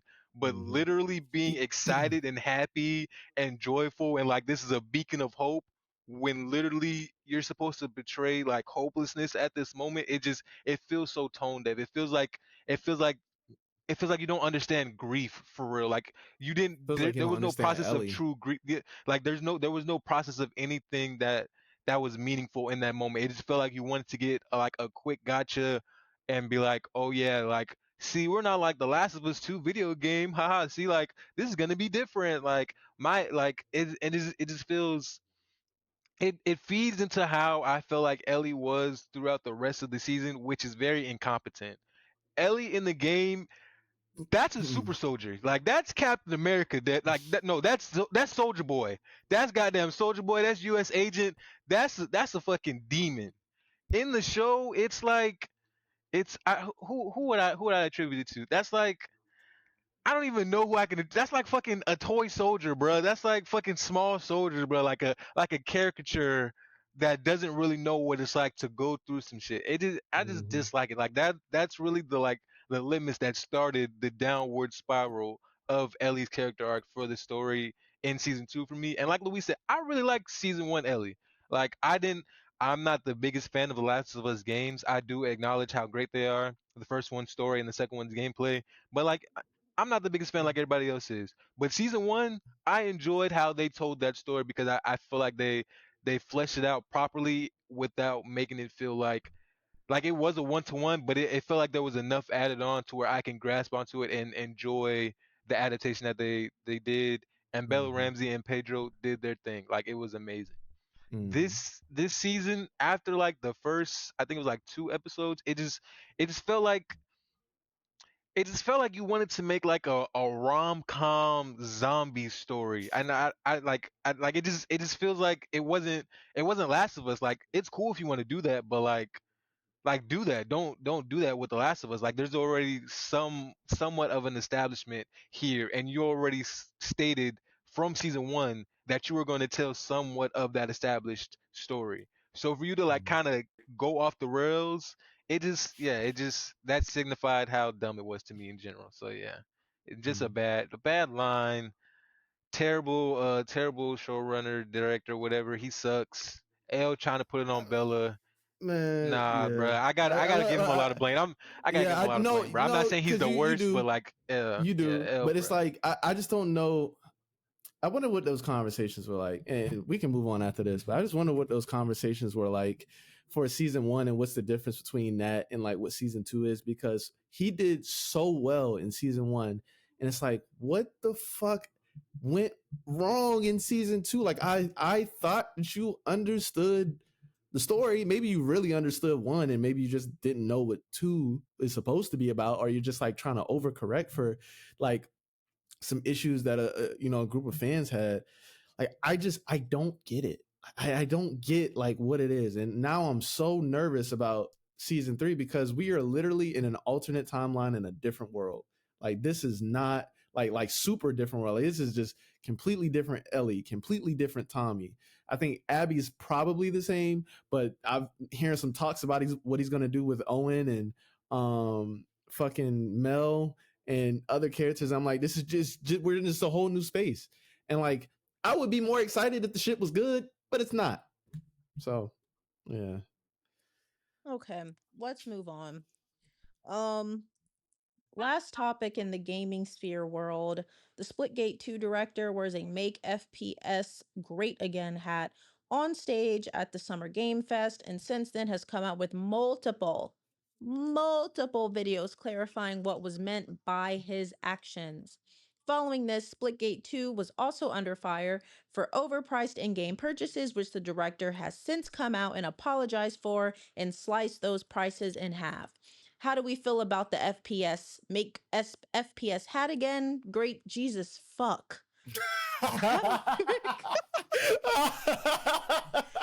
my gosh. Like that was just beating my, oh my Jesus. Okay. Yeah. All right. Whew. Oh my goodness. How do we feel about the Make FPS Great Again hat? How do we feel about the hat? That's number one. And number two, how do we feel about the videos, him slicing the prices in half?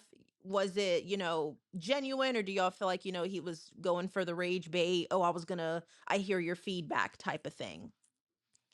Let's start with Tevin on this one. Nah, I think we should start with our resident FPS correspondent, Mr. Carl over here. I know Okay. I know he sees. Why am I the Let's do FPS it. correspondent? Why am I the FPS correspondent? Hey man, you seem to have had some thoughts when he made his initial statement, and he talked about how Splitgate wasn't even that good of an FPS or something like that. You said, I said that. yeah, something like that. Okay, I Carl, said our that? FPS Yeah, our correspondent. FPS correspondent. Did I say that? He brought that up in the chat today about you having some things to say. I didn't remember it, but you didn't like the hat, but you definitely had something to say about I think he said hat was stupid. Yeah, as fuck. I said the hat was dumb as fuck last week when we talked about it when it happened. I don't know what the fuck is happening with this guy. Like, it seemed like the people on his side are not all on the same page, because he went on that stage, he said a bunch of shit, and that was true. Then it was contradicted. No, because he was like, wasn't the whole point that he was like, we're sick of Call of Duties and they're you pay to win and their monetization. We just want to make That's good. not what he said. He said, I'm sick of playing the same Call of Duty every year, and I want Titanfall 3. That's what he said. That is what he said. Yeah. He didn't say nothing about the monetization. Not there. I don't know. I don't think he said anything there about it. Maybe he but listened to afterwards, but if he did, I didn't see it. Yeah, I think the whole thing with Splitgate is like they're trying, like the idea of, I hate the fact that he used making FPS great again would like, it should encompass like any like monetization issues or like, feeding on to like people, like feeding on these people in in-game purchases and shit like that. But It is free. it's like it is free, and I think that should be accounted for in these conversations. But apparently, like the in-game purchases or something was like $140 or something like that. It was like some crazy number, and they ended up like it went down to 80. People were complaining about that. He sliced it down to like 40. And he was like, I don't know anything about these things. Like, I'm just now like understanding and getting wind of it. And he slashed those prices in half. Whatever. I think my opinion on it is like, I don't know if his apologies are all the way genuine. I think he's realizing like how much backlash he was getting by wearing that hat. And because the original video he came out with, he was like doubling down on his stance of like him wearing the hat. He's like, he doesn't really apologize for that, but he understands like people confusing it with something else of like him making a statement. He's like, I wasn't making a political statement, this, that, and third, but I am standing by what I mean. And then he comes out with another apology video, an actual apology video. He's like, like he seems like a bit more like soft to the idea of like people's gripes and stuff, and like kind of more apologetic. I think especially like during this time, it's just a bad move. I think it's a good move in terms of like if you want publicity, but it's a bad move if you want good publicity. You know what I mean? Like I don't know if that was a great idea to do that, especially with a game that is like looking for a solid player base or like a concurrent player base and trying to compete with these other games like your Call of Duties and, Battlefields and other shooters that are coming out. I just don't think that was a great move. I feel like he could have gotten that sentiment across if he just brings up Call of Duty's name, or he brings up like Titanfall 3. I think that's enough to get people on your side as opposed to wearing that hat, because it's just going to be taken somewhere else, even if his intentions weren't what what he's saying. Like even if they weren't political, even if they weren't trying to be like subliminal in a way of like who he voted for or what he cares about or some shit like that. I just think it's a bad move. I think that's a bad move to get your point across. I think it's also just kind of backwards to say all that shit on stage and wear that hat and then put out the game, like announce a battle royale mode. And that's not that bad. Splitgate's movement lends itself to a battle royale formula. But the whole point was that you make FPS great again, make it like Halo was back in the day. Like you put out a battle royale. I don't know. I see what you're saying, but I'm not too mad at that one. I think that's what FPS people are upset about, because it's like, well, yeah, I resonate with what you're saying, and then you're not doing what I think you should be doing. Mm-hmm. Like focusing resources on a battle royale instead of just making a good FPS like Halo. Mm-hmm. Well, didn't they already have a good FPS to begin with? And isn't the battle royale just an addition? Yeah, feel like make it better. What's the problem? I don't know. I don't really see a problem with the battle royale thing. All the other stuff surrounding it. I feel like I just don't see how you go on stage. It's more of like a hypocritical thing of like, I don't see how you go on stage and say, we're going to be different. We're not going to be like all the other stupid FPS and then do the same thing that all the other FPSs are doing. So, Okay. like having a battle pass, having a battle royale, like the same thing. Okay. Well, what's not going to have a battle pass? Well, what's not going to have a battle royale? FBC Firebreak out next week. Huh? Oh. Damn. Do we love that? Are we sponsored? Yeah. Maybe we can get Yeah. Yeah, I'm excited for Firebreak. Any final thoughts on this before we move on to this week's Bird Talk? No, I'm all good. Okay. I have some, but I'm gonna say. Okay, is this I'm gonna save it. I'm gonna save it. Or I might not say it at all. Now you gotta say it. Don't do that. Don't do the, oh my god, I'm gonna say it and not, oh no, I'm good. You gotta say it now. Lock in. I'm not stupid. Let's move on. Let's move on. What that mean? No. Come on. It's moderator. please. Clean Oh, Miss him up. Moderator. man. Clean him up. I Clean know, him right? up. Yeah, you Oh no, gotta this get isn't it. that. It's not that. It's just yeah, no, yeah, no. Okay, look, if you change your mind, I will always redirect for you. Josuke not here. That should have pissed him off hearing that. Okay. And that's why she redirect for me. You know, I'm here. Yeah. Let's move on to this week's bird talk. I can't say that, not on air. But okay, let's move on to this week's bird talk. I was gonna make a joke like hopefully this one is like I'll tell y'all after. But all right. So for this week's bird talk, Chris Brown dances on one of his fans at his show, and we're all old enough here to know what Chris Brown dancing on his fans look like. We've all seen I can pull the video up if you want me to. videos. I have it. Okay, we can pull it up if we think You that'll want to add see it? some Y'all want to see context. it? It's 30 seconds. Like, has everybody seen the video? I'm good. I mean, I get to just. Hasn't okay, Usher we're been old enough doing to this know the what that. entirety of Yeah, our lives? yeah, we're old Yeah. enough to know what that Yeah. looks like. So Chris Brown dancing on his fans is, I'm not going to say it's a 1-to-1, but it's very equivalent to Janet Jackson inviting you up on stage. He takes it there. So I Yeah. need that. we all know what that looks like. So the question here for Bird Talk is, if your girlfriend was invited on stage and got this kind of one-on-one, up close and personal treatment, how were we feeling? What do we do, if anything? And what does that convo look like? Let's start with Joe.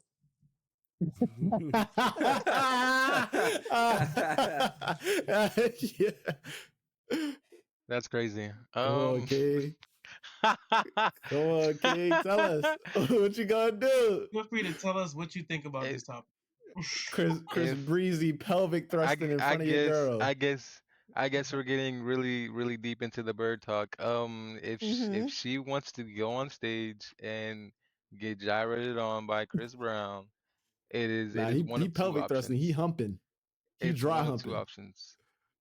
Option one, like you brought up, there are other female artists, but we better be going to the next Janet concert, Sexy Red, motherfucking Meg Thee Stallion, So you need getting Get Back. front row, and you better be like, hey, they're him, and you better be pointing at me. You better Yeah. be pointing at me.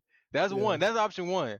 That's toxic. Option two, I guess you're single. I don't know. I guess you're getting a ride home. You know how you're gonna get home from the concert if we came together. I'm assuming you have that all situated since you were so confident. Getting on the stage. Like Let you could Chris do that. Brown drive you home. are your own person. Like you wanna are be up able on to make stage those with him so choices. bad. I support you whenever it is you decide to do. However, I do not have to, accept all choices. There are consequences for everything. This is her moment. I hope This is you her have fun, moment. and she can have it. Have fun. Go crazy. Live this moment up to the fullest. I hope that you get everything that you want out of this moment, because you're gonna cherish that for forever. You got to, because Because you're obviously you homeless didn't want to now. have moments with me. Yeah, you didn't want to have moments with me, so It I'm gonna let better- you have that it moment, better and have you can been worth cherish it, that moment. 'cause, you have you can nowhere have to that go home moment to. forever. So- Because Car, nah. you got personal beef with Chris Breezy, right? What if it was somebody Personal that you beef? respect? You know what I'm saying? He just Yeah, seems we like know a you got crazy personal- person. No, Personal we beef? gonna He say- just seems like a fucking crazy person is all. Okay, but like, say if it was like, your Lord and Savior Kendrick Lamar up there, and he grinding up on your girl, like she not asked doing for a little that. twerk. You know, He what I'm not doing. saying? He First asking for a little- off, he not doing that. Second off, if he's grinding on anyone, it's me. I'm on that stage. Crazy. Crazy. I'm joking. Oh man, nah. So yeah. But Why is he no, I not- don't think it could be anybody. Anybody like Yeah. I'm not going. I'm not going for that. I'm going home. Yeah. Going Is it that bad though? It's Your just a key little won't work. dance. It's just a little dance. Like But you go know up his on friend. stage. If I ask your best friend to dance on me like that, you going? You would feel his print. What that mean? It's just a little meat. All right, so we go like No, like see, Louis no, that's said, what I'm saying. we going to the club. We going to the club. I can just dance. I can dance. I can let I whoever got dance on bitches me at the dancing on club. me, It's just a dance. and that's not gonna be a conversation.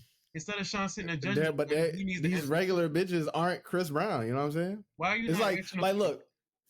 Who is Chris Why Brown? am I not He's answering Chris the question? Brown. I answer the question. I don't look. This is the thing. What I saw in that video, Chris Brown is I like don't any think other man. he's a performer. He cannot stop a He up bullet. there sweating, doing a whole whatever. That's what he does, right? Like I would have to put this in a different space because Kiana already just doesn't fuck with Chris Brown like that. But if it is somebody that like she likes or whatever, and she's like cool with her, like let's say Timothy Chalamet's up there, right? That was crazy. That was crazy. That was crazy. She said, ooh. That was crazy. Look, that's crazy. But that's her man's. That's though. crazy. That's her man. That's her man's. That's like one of my kings. obviously. Now it's different if he's like, it's different if he's like, yeah, like, you know, I enjoyed that dance. Come meet me backstage. Just this, that, and the third. And she don't draw that line. That's different. But if it's on stage performing, he not touching her like coochie or like getting a bit too handsy or nothing like that. And if the hands is back and he's just doing his little dance, I'm chilling. Cause I know if I go to a Riri concert, I know if I pull up at a Tim's concert, I know if I pull up at fucking God knows, I can't even think. My brain is blinking right now. If I go to any one of those concerts and I get picked out of that crowd, Kiana gonna root me on. Yeah. Well, two things, real quick. Kiana, are you gonna root him on? I hear no Kiana, are you gonna root him on? Kiana, are you gonna root him on? Are you gonna root him on? I mean, I would allow it. It's fine. It's a once in a lifetime thing. If it's fit, I mean, this is me personally, and I'm just Miss Moderator, so what do I know? But if it's 50,000 people and you in one of the rare chances get picked by Tim's and she's gonna sit you in a chair and do a little twerky twerk for a song. Embrace the moment. If you get picked out of 20,000 dudes to get twerked on by Tim's, that's fine. Like, come on, man. It's fine. You know, Embrace just like, moment. you know, if I would respect the same thing if, you know, Bad Bunny or, you know, Amine, somebody of the sort did the same thing.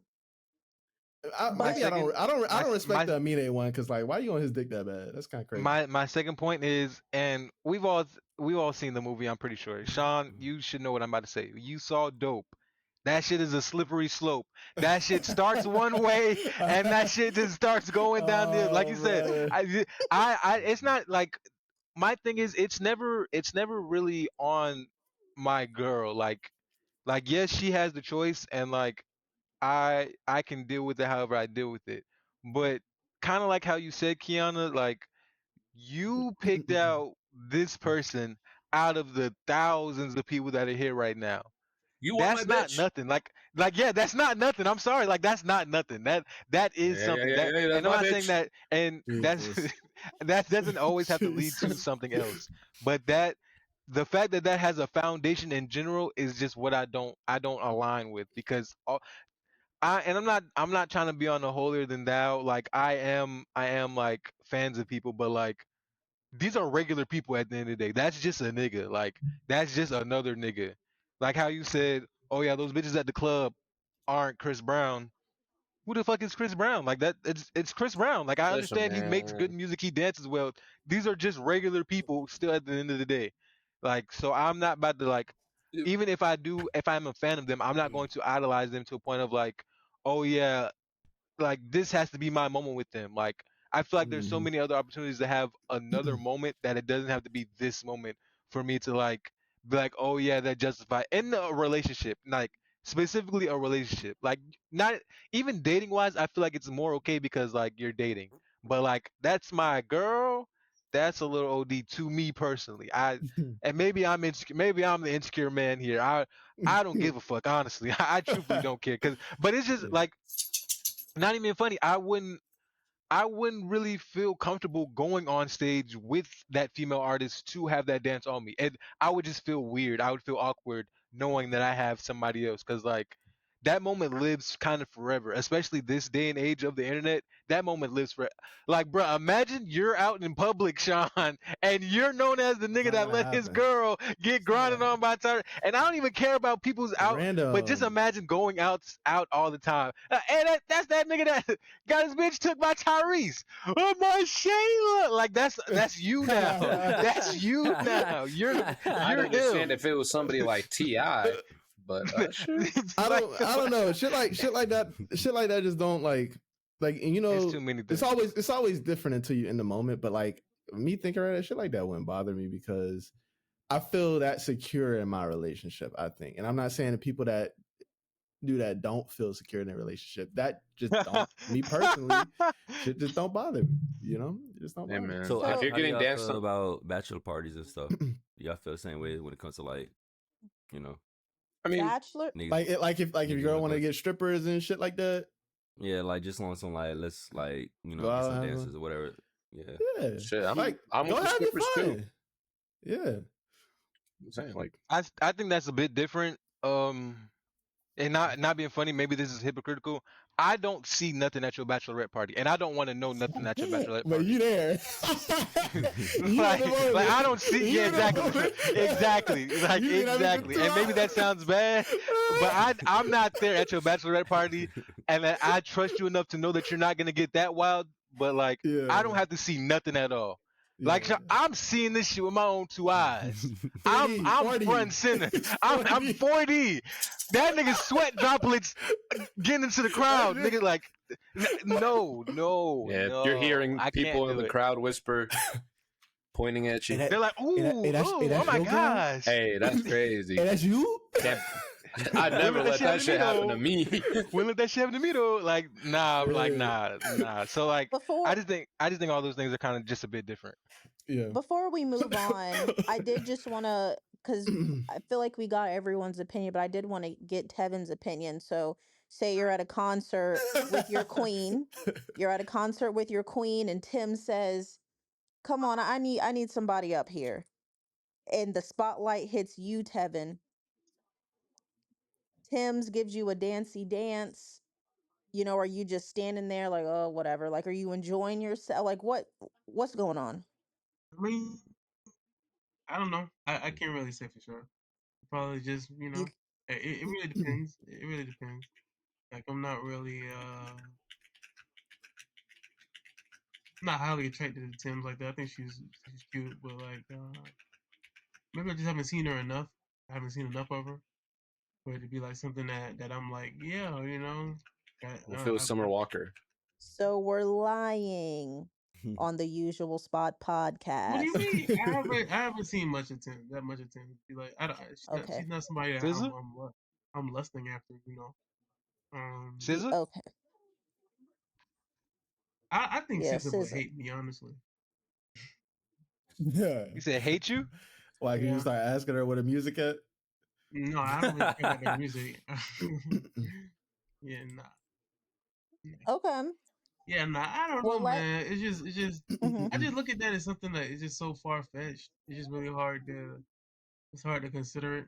It's like when I'm gonna be in a Tim's concert in the first place.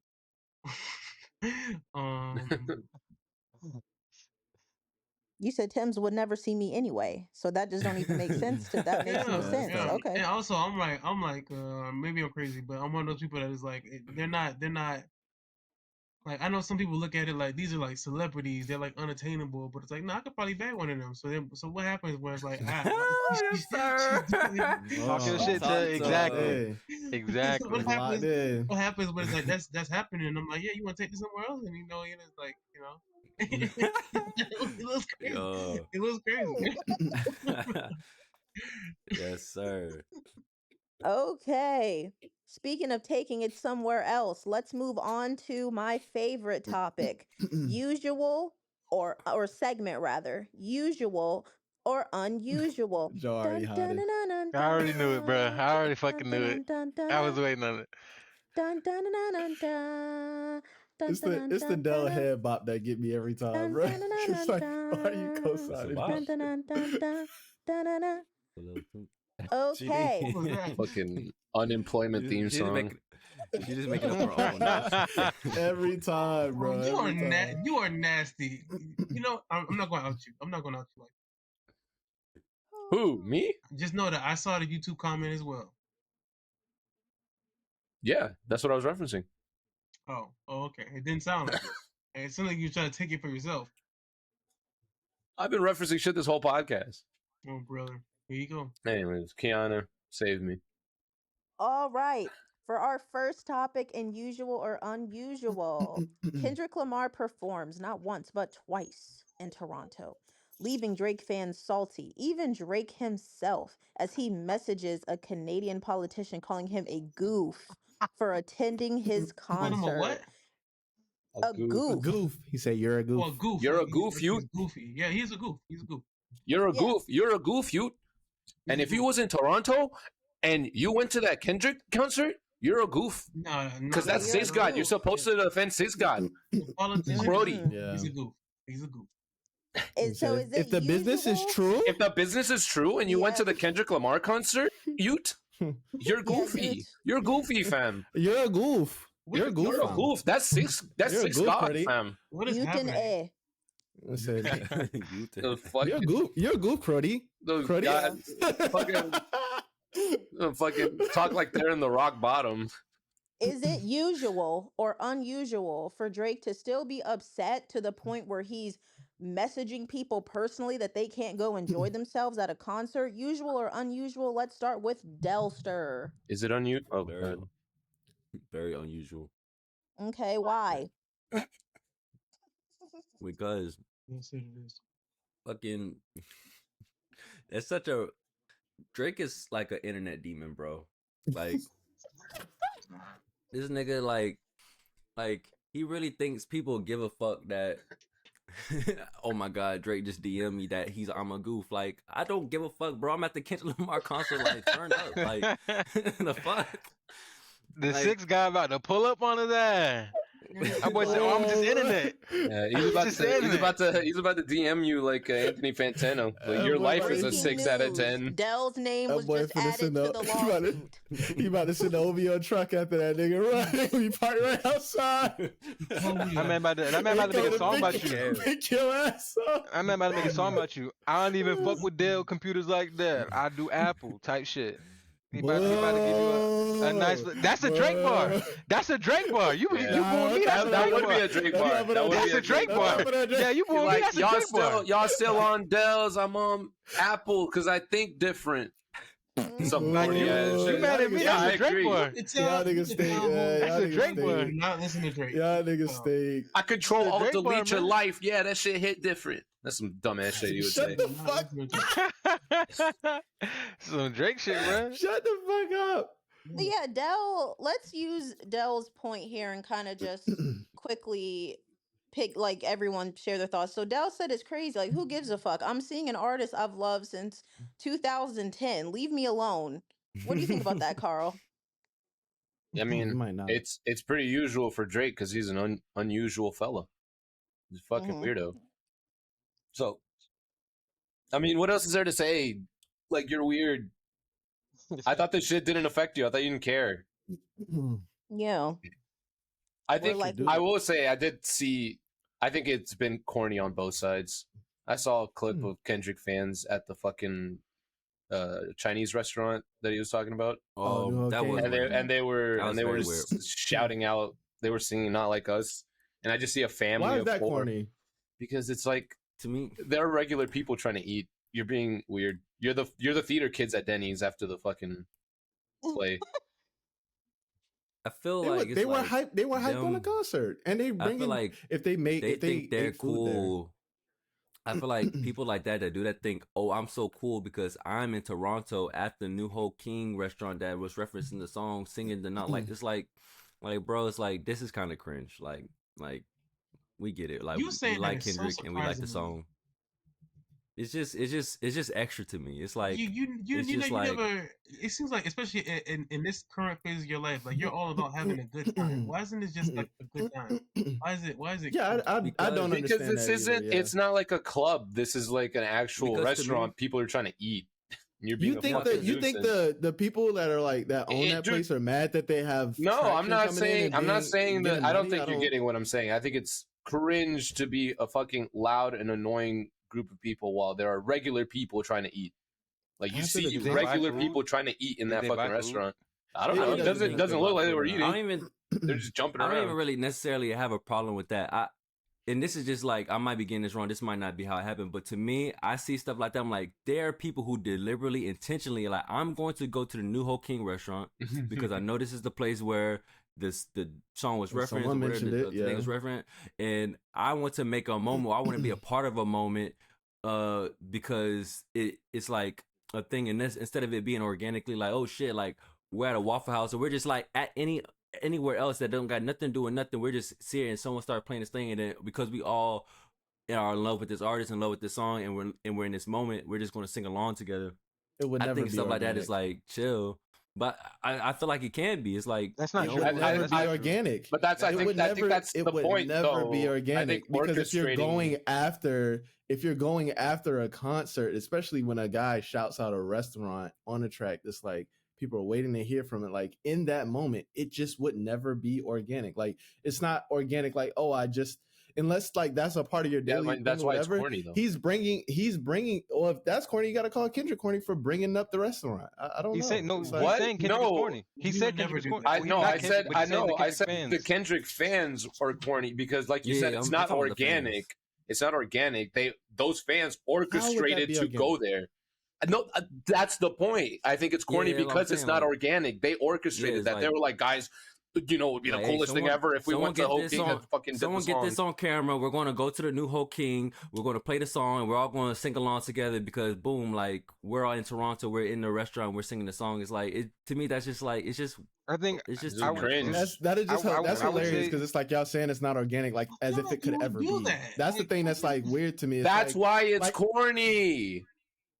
But okay, That's like- so it's- call Kendrick corny for bringing up the restaurant. I don't know. Like No, they're doing why it the because fuck? they're doing it because, bro, if you're bringing up a restaurant saying like I'll be at New Hope King eating fried rice with a dip sauce and a blammy, like you're putting that in a song that you know is a part of a beef, which I don't think Kendrick is corny, but like if we're just gonna call the fans corny for doing some shit that like they just saw an artist that they fuck I with, don't get your like logic. on man. stage, if they saw an artist that they fuck with on stage bring up New Hope King and they're like, holy shit, let's go to New Hope King and like sing the song or whatever the case is because that shit is fire. Like it's cool. Like I want to be a part of a moment. Like I don't know. I don't know how it's corny. I don't know, but I don't know how it's corny because it's orchestrated because it's like I feel like it should be corny for something else besides the fact that it was orchestrated. Like because It's it like would clip farming, though. to me it feels like it implies that moment couldn't have been orchestrated. Like it could have been a natural thing. Let's when it hear just from some couldn't have other been. You know what I people. mean? Like that's the part that's killing me. It's like I feel like it should be corny for something else besides it being Marshawn. orchestrated. I think that's weird. It doesn't sound like that's what they're saying, though. It's not the fact that like it could have been more organic. It's the fact that it's corny because it's corny. Like That's how Dell started. like it I out, was by saying, the way. I think the point is like, let's say in a more organic way, like how Dale was saying, like it's not even the same vibe of how I feel like Dale was explaining in his scenario because like you said, like let's say like after a concert you're out to eat and at the restaurant you hear the song and then you're getting hype again because y'all all just came from listening to the song. I mean listening like at the concert and listening to it, y'all hear it again and y'all are hype. Y'all are actively going out of your way to go like create a moment, which is like in a sense of like clip farming, which I feel like is the corniness aspect of it. Like, like that, like not being funny, but that's like saying that Meg The Stallion is corny for DreamCon for having a booth up, knowing that you're gonna have people that are freeing Tory Lanez. So the Snow Cone girl that was like free Tory Lanez is valid because Meg The Stallion had a booth up there. So she's basically like asking for it, and it's like that doesn't equate to that. Like it's just the fact that this thing is here that is in like some reference to an artist, but people are going to find a way to get their moment out of that. Like they want to put themselves in it so bad that they're going to find some way to attach themselves to it. That's the corny aspect of it. I would have to like fully disagree with like how you're trying to say like if it was more like if there was like a counteractive of more organicness in that, that's what makes it corny, when it's like just the act of itself is the corniness of it. It doesn't have to like equate to anything else. Like me going out of my way to actively attach myself to something that has no moment at all, but because I can Does it reference not some have a moment. moment? The restaurant Because has like a moment because it's being referenced in the biggest song in the fucking but the world. but the moment isn't like, oh yeah, I'm gonna go do Not Like Us randomly at this restaurant that's in Toronto. Like that's not the moment. The moment is Y'all the don't restaurant. do y'all think I feel like it would be more corny if I the really want to people that move were at on. this that okay, well never mind. This is usual or unusual. I'm sorry, not corny or not corny. Let's move on. We've got two more great topics in This usual or motherfucker is unusual. not clean. What the fuck? Usual, by the way. Bro. She did not like Okay, this topic. Coach just let's move on to another great topic in usual or unusual. Dell's favorite artist, Doja Cat, has an odd interaction with a fan who passionately grabs her and kisses her on the cheek. She seems fine in the video, but later tweets her discomfort about the situation, claiming the fan was musty and manhandled her, and she even threw away the t-shirt he gave her. Is this usual or unusual? Oh my god, Let's start with Dell. I need Dell's thoughts on this, please. Yeah, let's ISO okay. on Dell. I'm actually glad we're talking about this because I do want to use this topic to like clear something up that I think might have. I just want to clarify. I don't, and mind you, like I do think Doja Cat is an ugly ass motherfucker. Like I think she's disgusting. Same with Lizzo, but I don't fully. That was Let me, so let me, let me, unwarranted. let me, Wow.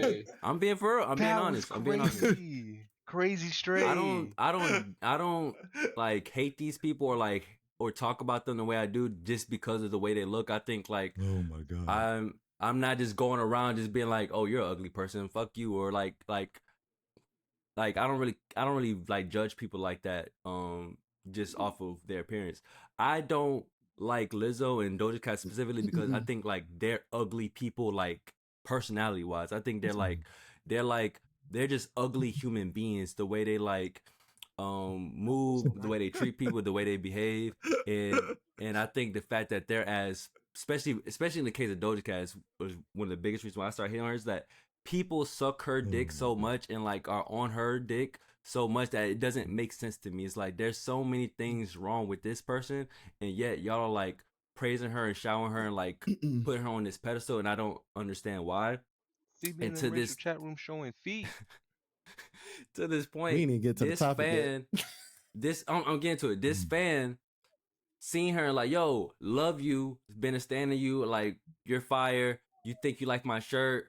Here's my shirt off my back. Like I love you, blah blah. Like, I'm just showing you how much I appreciate you as a fan, and you're gonna go and tweet after that and be like, yo, fuck this nigga, like nasty ass shirt, him touching me and all that stuff. Like I was not comfortable. I think that's weird. Like you're just like a weird motherfucker, and the fact that like people fucking like give a fuck about you at all is so strange to me. So that's all I gotta say. This I shit think on YouTube. that's man privilege. I'm not gonna lie to you. I think that's man privilege. I think Man privilege, right? as Go ahead, Tev. I think as a woman who was like, it looked like she was by herself in that video. I didn't really see it. She was with. I didn't really see the video, but it looked like she was by herself. She had no entourage. It was just a dude, and he was with a bunch of people. And he's like, and it's like, sure, you can like my stuff, right? But like, why are you you don't have to get handsy. Like, and it's like, why is it on her to be like, yo, don't get handsy with me? Like, she might be feeling like, yo, that's a little rude, and I don't know what could happen if I do all of that. It's like it's just so many things. Like we just seen the other day, like when are you raising?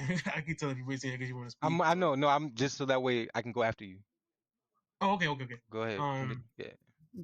We just seen the other day where Doggy Random went to the fair and whatnot, and some random dude just came up to them and tried to talk to them, and all they did was say no to him, and he got crazy. He was just like stalking them, and they had to call the police on him.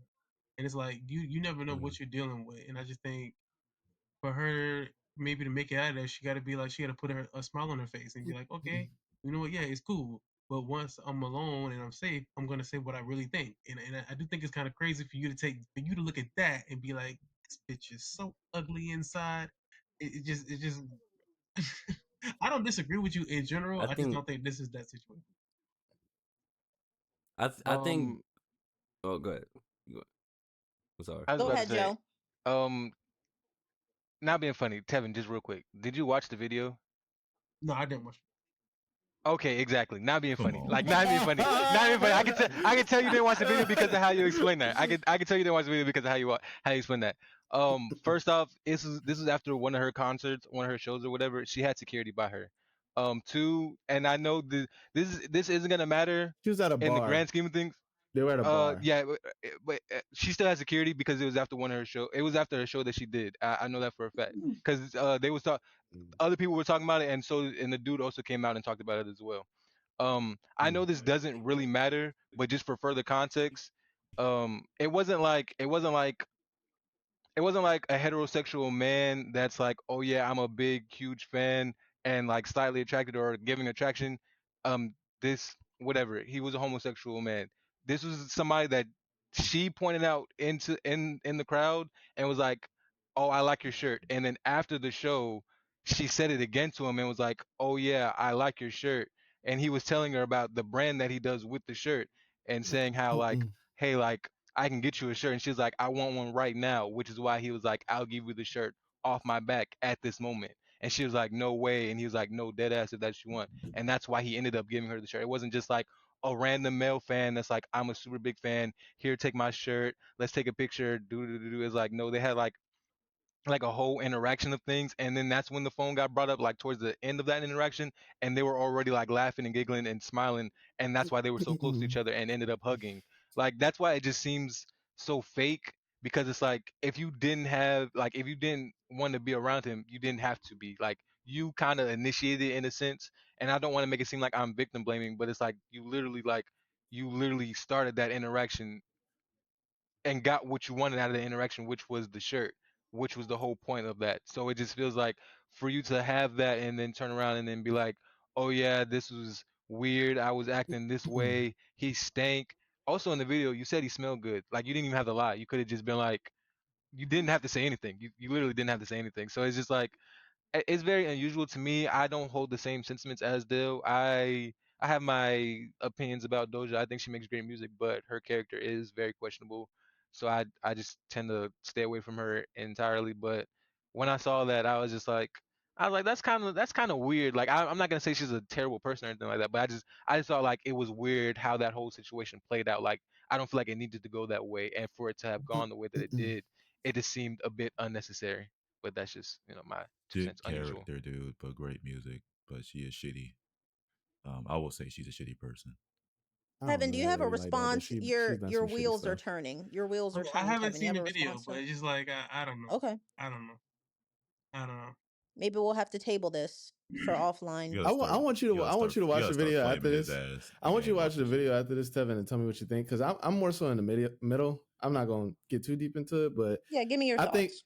I think we can hold space for both things. I think she could have felt uncomfortable in a moment and not know how to express that. I really need to look and see, because I didn't know about the security thing. I need to see if that's true, because I think that does bring like a different aspect to it, because I'll be looking at her security weird, because are y'all not able to read like when she's uncomfortable? Like that's like your fucking job or whatever.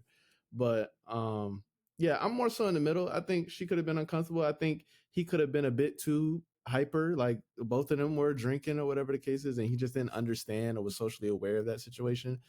I think what kind of sets it over the top is her going online and saying what she said, how she said it.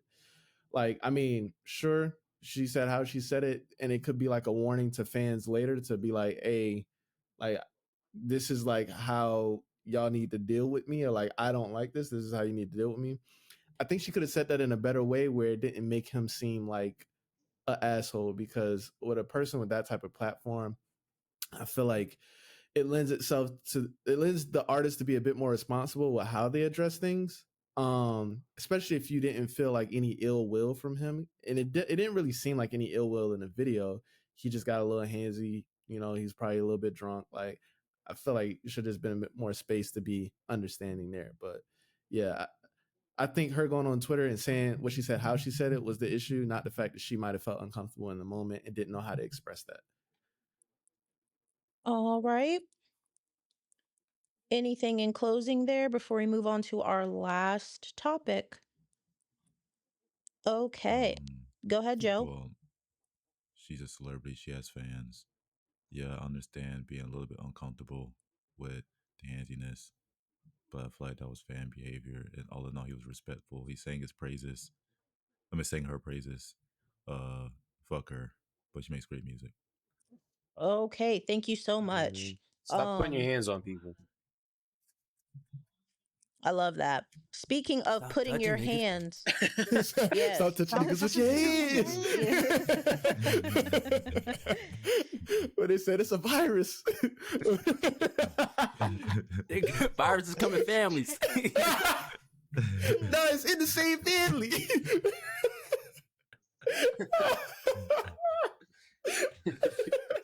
I'm sorry, Keon. All good. I love laughter. All right. Our last topic in usual or unusual. I love laughter. Sabrina Carpenter has caught the attention of social media with her new album cover. Some fans are claiming her submissive nature in the photo is a bad look. She's setting women back decades. Yeah. Is this usual or unusual? I have to pass it. I really want to talk about this. Okay. Boy, Joe. Okay, let's move over to Josuke first, and then we'll get to Tevin. Let me form my thoughts a little bit more. Let's go Tevin first. All right. I think Joe wanted to make say sure I something. say this Joe. right. All right. No, I don't have much to say. Joe, yeah. Okay. Yeah, real Joe. I don't have much to say, honestly. I just want to say it's very usual. I mean, not too much of my girl. Like, why is it everybody trying to jump my girl? Like, everybody, I just ignore the fake Joe. I just ignore the fake, but not too much of my girl. Like, this is par for the course. I don't know. Like, I don't know what music they've been listening to Sabrina, but like, honestly, like, yes, she's for empowerment, but she also, you know, she's for the guys too. Honestly, like, if I'm gonna keep it a buck, I feel like she's for the guys too. Like, she's for both demographics, and she's just very herself. I don't know, like, you're mad because she's hot. Like, let's keep it a buck. You're mad because she's hot and she's trying to own it in the way that she's trying to own it. Sorry that she's not trying to be all frumpy down, like, oh yeah, down with the patriarchy, super hardcore. Like, you can do that while still being hot. Like, you can do that while still being hot. I'm sorry to tell y'all. I'm sorry to tell y'all that. Like, there's a way to do both. There's a way to do both. So yeah, it's very usual. I love the album cover. I love Sabrina. Can't wait for this album. She's 10 out of 10, man. You know, more Sabrina love. That shit came from his soul, bro. Nobody else heard this nigga tell me. Yeah, we heard him. Oh my god.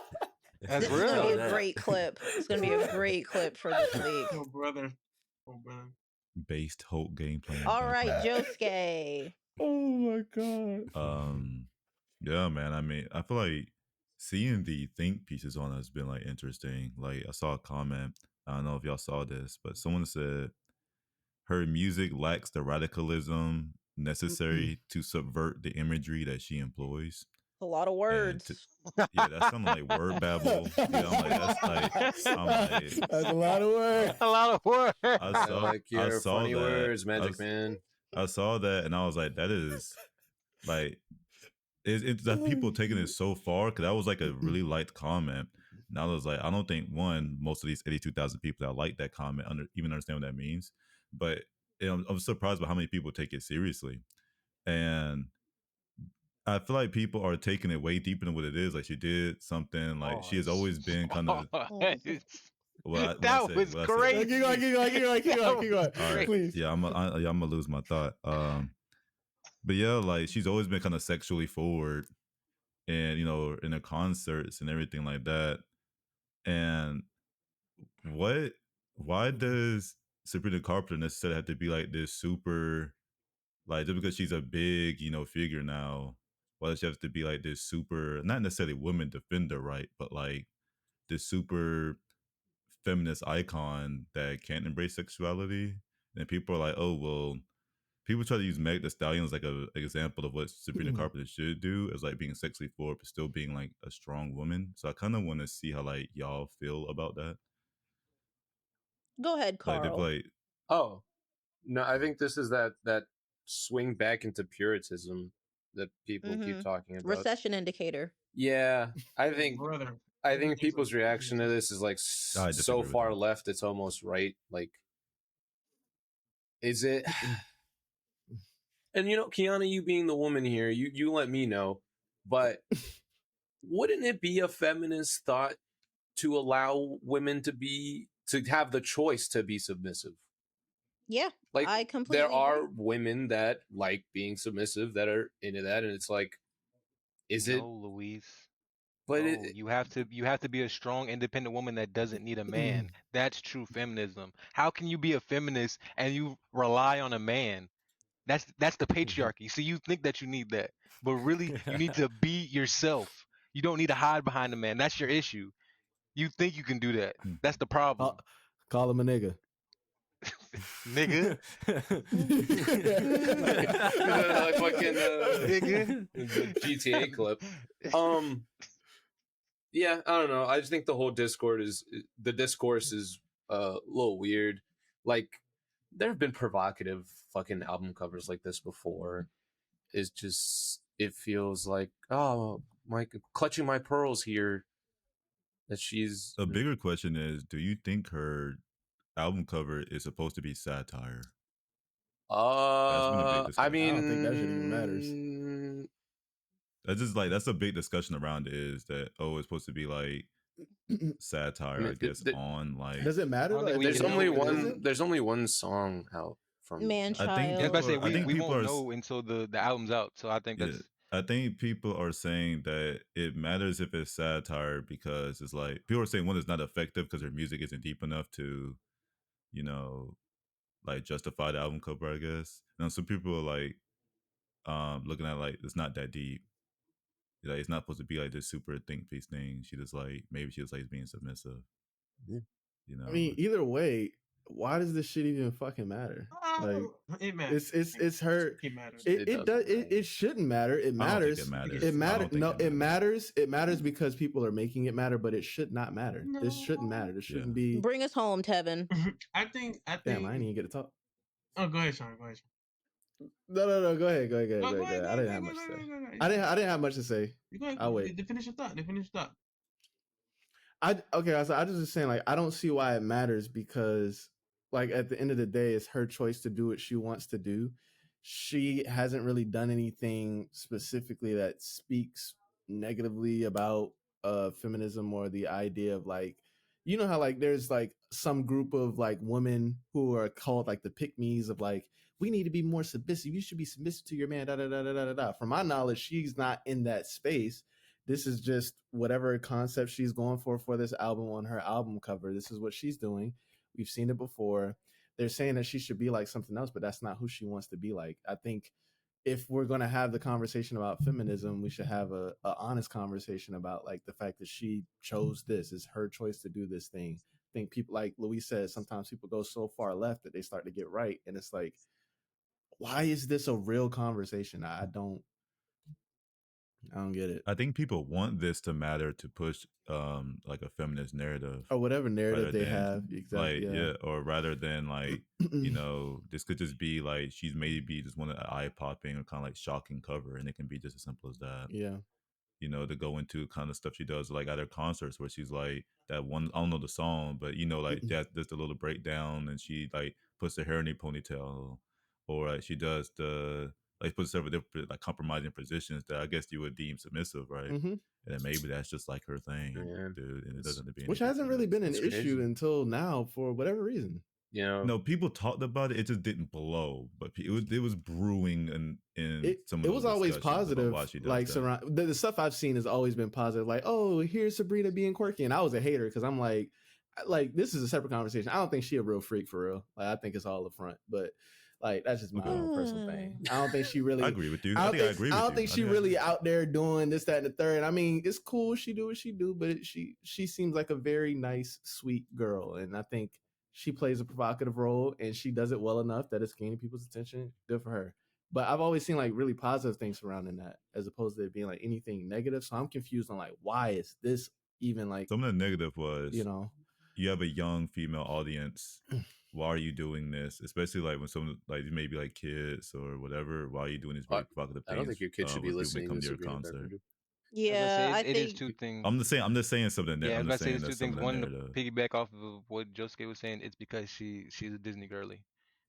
That's and it's hard to break that moniker when you grew up as the Disney girly, especially for the time that you grew up as Man, the she's Disney been girly. popping ass on stage for the past year and a half. Yeah, I don't It's understand it. I'm not she been going not over being that. funny, but we all remember Miley was out of the Disney moniker for a while.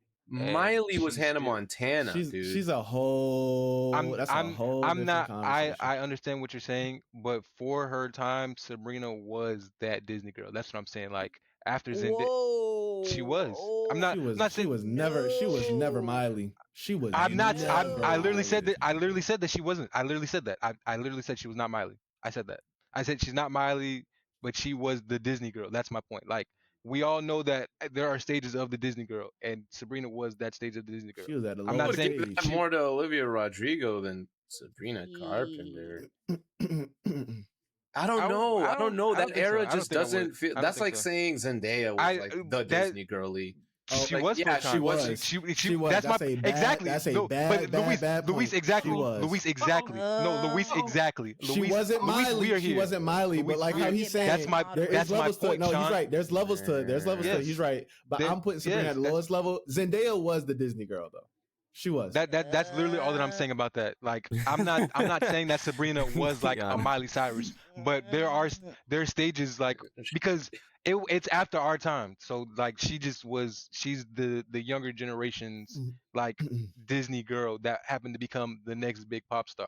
And then another thing along with that is the Swifties. Like she's not big and she's not getting towards Taylor Swift status, but Sabrina is one of the new poppin' girlies where it's like, well, who do you start comparing her to? And then like from what I've been seeing, a lot of the Taylor Swift fans have been talking like kind of how Josuke brought up the Meg Thee Stallion thing. It's like you're having this woman empowerment and you shit on men, and Sabrina doesn't really do that. And that's where I've been seeing a lot of the discourse come from is because she's been doing this for so long and you still have not shit on men, which is what a lot of these fans kind of gravitate towards. That's why Taylor makes the music that she makes. Like she is with the dude, then not with the dude, and then that reflects in her music, and especially when she's not with the dude. And since Sabrina doesn't reflect her music like that entirely, but it seems like it's a part of her everyday lifestyle, it it makes it so that way it's like if you're not outwardly negative towards men, then you support them. And I'm not trying to just blanket all of them, but a lot of them is just like that's not how they operate. So it just brings more negative connotation towards her. So it just and like I said, like she's not as big as these other stars, but like that's the realm that she's starting to put herself into. So she's just being brought into these conversations like She never had her own unwarranted. show, did she? She was on Like she was Girl Meets World. she was on She was a supporting character. You can't compare. You can't compare her to Zendaya, bro. I mean, even that is. But I'm a moderate. I'm not gonna say nothing. You can't. What was I gonna say? I'm gonna get back to moderating. Oh yeah, because we shifted points here to kids listening to Sabrina Carpenter, which is like feminism. I don't know.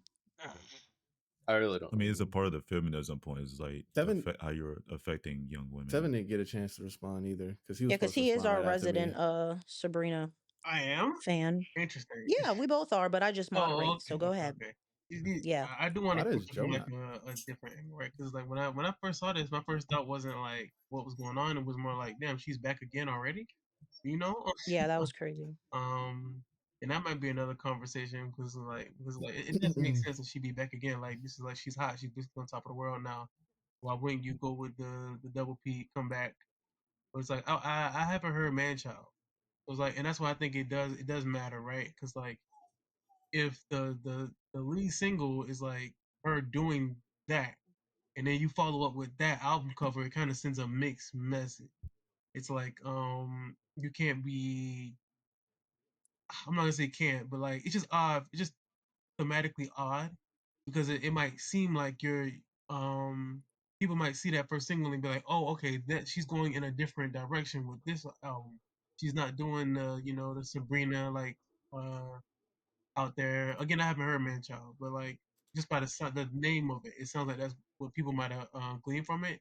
And it's like then you come with that cover, and it's like okay, now people are just confused because like the theming is different. It's like so it's like okay, maybe it's satire because how do you have a song like Man Child or I'm just theorizing, right? 'Cause, like, again, I haven't heard the song, but like, how do you have a song like that with an album with a cover like that, And how do you lead with that if that's the cover, and not have that be like a deep cut or something like that? So that's why I think I think if it does I matter. think if that was the But I think if that was a conversation where people were curious about, I think that should lend itself more to be like, oh, I'm curious what she's doing here in terms of like the album. Nobody's talking about the album. They're all talking about feminism and the patriarchy and what she should be doing, what she should be promoting. Like, that's the conversation. So if it was more genuine, like, oh, I'm curious about the music versus what this album cover is, because again, even though you haven't heard the song, like, how does that mesh well? This single, and now I'm seeing the album cover. Conceptually, this might be weird. I'm curious what's happening here. That's not the conversation, that's what though. Josie was Yeah, saying. but that's nuance. People, Yeah, that's what Josie was saying. She was like, if they're saying that she's not deep, if it's supposed to be satire and her music isn't deep enough to pull that satire off, I mean, I agree with that. It's not. And if Yeah. that's what it's supposed to be, then yeah, it's kind of odd, and I do think it matters in that regard. But it's like again, people have had like conflicting things and albums for years, and it's like she's a pop girly, like you got to have every song of every type on the album, but it's like, what are we doing here? Like, are we doing that, or are we trying to get a little bit more serious? Like, it does seem a little inconsistent, not having like again not having heard the song, but she is gonna be successful. She's gonna look good. Um, Sabrina being a submissive is hot. Um, oof, oof. No, he said she's that. hot. She's hot. I don't I know. mean, she's hot. They're not gonna like that one. Why not? Talk that because talk, it's this Tev. thing. Yeah, I mean, I think it's hot. It's I hot think what Tevin is saying be is, what you choose to be. yeah. Talk that talk. I think what Tevin and Josuke brought up are arguments that are like in good faith and not to like try to degrade somebody, be like, oh, you should be doing this because you have these fans, or you should be doing this because you need to look this certain way and you're fucking up the pop like girlies with when they're being dominant. You're not doing it like this, that, and the third. Like, I think that's weird when you start comparing people in terms of like what you should be doing because of whatever agenda you want this person to push. That's where I'm like, that's a weird conversation. And that's like what's dominating the space in this conversation. If you're having a conversation, like I said, about the music and conceptually, oh, this might be odd because it doesn't match up with this. Like, granted, you haven't heard the song, you also haven't heard the album. How far is that conversation going to go if you find out like she has a whole concept that's surrounding around the album titles or names or whatever, or the concept of the song being that and this being that? Then you can judge it when you get the full picture. But the fact that this is even a full fleshed out conversation means that it has nothing to do with that conversation, like what y'all are saying. It has everything to do with the other side of it. And that's the shit where it's like, that's why I'm asking, why is that a conversation? This shouldn't be a conversation. This is an offhand thought. We don't got to elaborate on this because I know it's supposed to be short. But I did find it funny that people are comparing this album cover. Like, people were like, why didn't P&D get the same amount of hate for his album because cover? he know his audience. I just thought that was he funny. was getting hate for that one. Not as much though. He got a ton of hate for that. Not as much as her, but he was getting hate for that shit. Everybody look at that shit. Man, that shit stank. I thought people thought it was. I saw people say it was hard. I saw a lot of people saying that shit was hard. P&D did get a lot of hate for that, but I think the commonality here between the people who hated Party Next Door's cover and the people who have an issue with Sabrina's cover is they don't listen to their music. Sabrina Carpenter is freaked out, at least based off the music. Like, it's very like, she's very good at metaphors. She puts really cute like fun beats behind it, but that girl is freaked out. Same thing for Party Next Door. Me and Dell, who are the residential Party Next Door stands, that did not shock us because Party Next Door is a freak. Yeah, I know. So When y'all saw that cover, y'all was like, "Oh, this album gonna be fire." Oh yeah, it's gonna change us, and it did, and it absolutely did. It didn't change nobody, but it was great. It was a great album, but it ain't changed. Yeah, nobody. like changed. I think the commonality. You the same nigga I know from back. Same nigga I know from back then. That's incorrect. That's incorrect. You know that. That is not the same. The only thing that nigga did was change his pants because he was gooning out, bro. Good bro. My God. Hell nah, that shit changed me. That was a completely different human being, but it's not because of that. But nah, it's just the stash and alcohol. That's it. Yes, exactly. It's the stash and alcohol. It started with Party But tattoo reveal? Did you get a tattoo? Tattoo reveal? Yeah, I got one. What? It's something light. Tattoo reveal. You got it on your ass? Let me see. Hello? Shut up, bro. It's on my arm. Let me see. Let's see. You ain't gonna show the pod? Hold on. I have to take my hoodie off. Hold on. Oh, okay. Okay. Well, yeah. Damn, you ain't want to strip for us? I don't like that shit. I just want to see you Lana- strip. But yeah, Lana Del Rey made a whole career out of this shit. like, come on, bro. Like, this is a recession. Let's see. What is it? What is this? Oh shit! Wait, what is Is that a that? bug? Is that a can't even tick, see it. nigga? Shut up, bro. It's This a is scorpion. Oh, That boy that's said he a all right. Scorpio. That's all That boy said he a Is Scorpio that looking an there. angel? Like It's a- River. Wait, it's an actual That scorpion? boy got a tick. That's Yeah. crazy. Yeah. You are a Drake fan. Yeah. Oh, you OVO. Oh, brother. Let's please wrap up this podcast. Please. But yeah, that's very cute, Del. Thank Well, I'm you. a scorpion. I don't get the imagery. He's a Scorpio. I'm a He's a Scorpio. Scorpio. It was just. You thought I was it like lying? That I was just picked that's something. really the reason why. He's a Scorpio. Oh, that's Scorpio. Oh man, Wait, do you really have a I literally tattoos? just I picked something. I went that's fucking. to No, go I don't. so with someone else to get a tattoo, and it was like they're $50. Just pick something off the table. Why, and I dude? just It picked sounded like you was something. about to judge him. He is I can judging judge. him. I'll do what the fuck I want. It sounded like he was about somebody. Oh, Somebody right. who's tattooless. I don't know, man. I don't know. Ooh, talk to him. Yeah. Talk to him. You must, Tell that nigga you to- must got tell your that astrology. nigga You to must eat got a your dick. astrology on your body too, nigga. I don't know, man. Bro's about to get Sonic Maybe he tattooed on does. his chest. Who cares? You don't have no tattoos, nigga. You ain't got no dog in this fight. All Nigga, right. what the fuck, nigga? Fuck you. This was an awesome pod. This was an awesome pod, guys. No way that you have All right, quotes for so this. There's no way, right? you said what? There's no way you have quotes for this one, right? There's no way. I got a couple. Nah, Dale got a quote. They got a couple. That fucking. All right, so let's go through the quotes of the pod. So the first one does come from Dell. It is "Same for Lizzo." That was insane. The second Oh my one, God. Crazy straight. yeah, the second one, so because I do have quotables, but they're just too long to be titles, so I couldn't include them. Like one that I really wanted was actually from Joe, and he was like, "Not being funny, not being funny." Did you watch the video? Okay, that can't even title. Like that can't even title. He said, no, that's what I thought. I just had to ask. Because I was explaining Nah, that. I'm that's like, bro, there's no that- way you watch this video. Bro, Like, there's that's no way you that watch this video. speedy. That That's that can't speedy be the clip. title. That's but- that speedy clip. Like, wait. Are you black? You black? You black? Yeah, exactly. Oh, man. But yeah, we've got one from Delv. That's "Same for Lizzo." And then we also got another from Joe. "You're mad that she's hot." And then the last one is actually from Tevin. "Sabrina being submissive is hot." So That's the title right there. Hey, that should be the title. right there. That With that should be being the said- title. That's a great title. with that being yeah. said, thank you guys so much for listening to this episode of The Usual Spot Pod. Peace, love, blessings, and Sabrina being submissive is hot.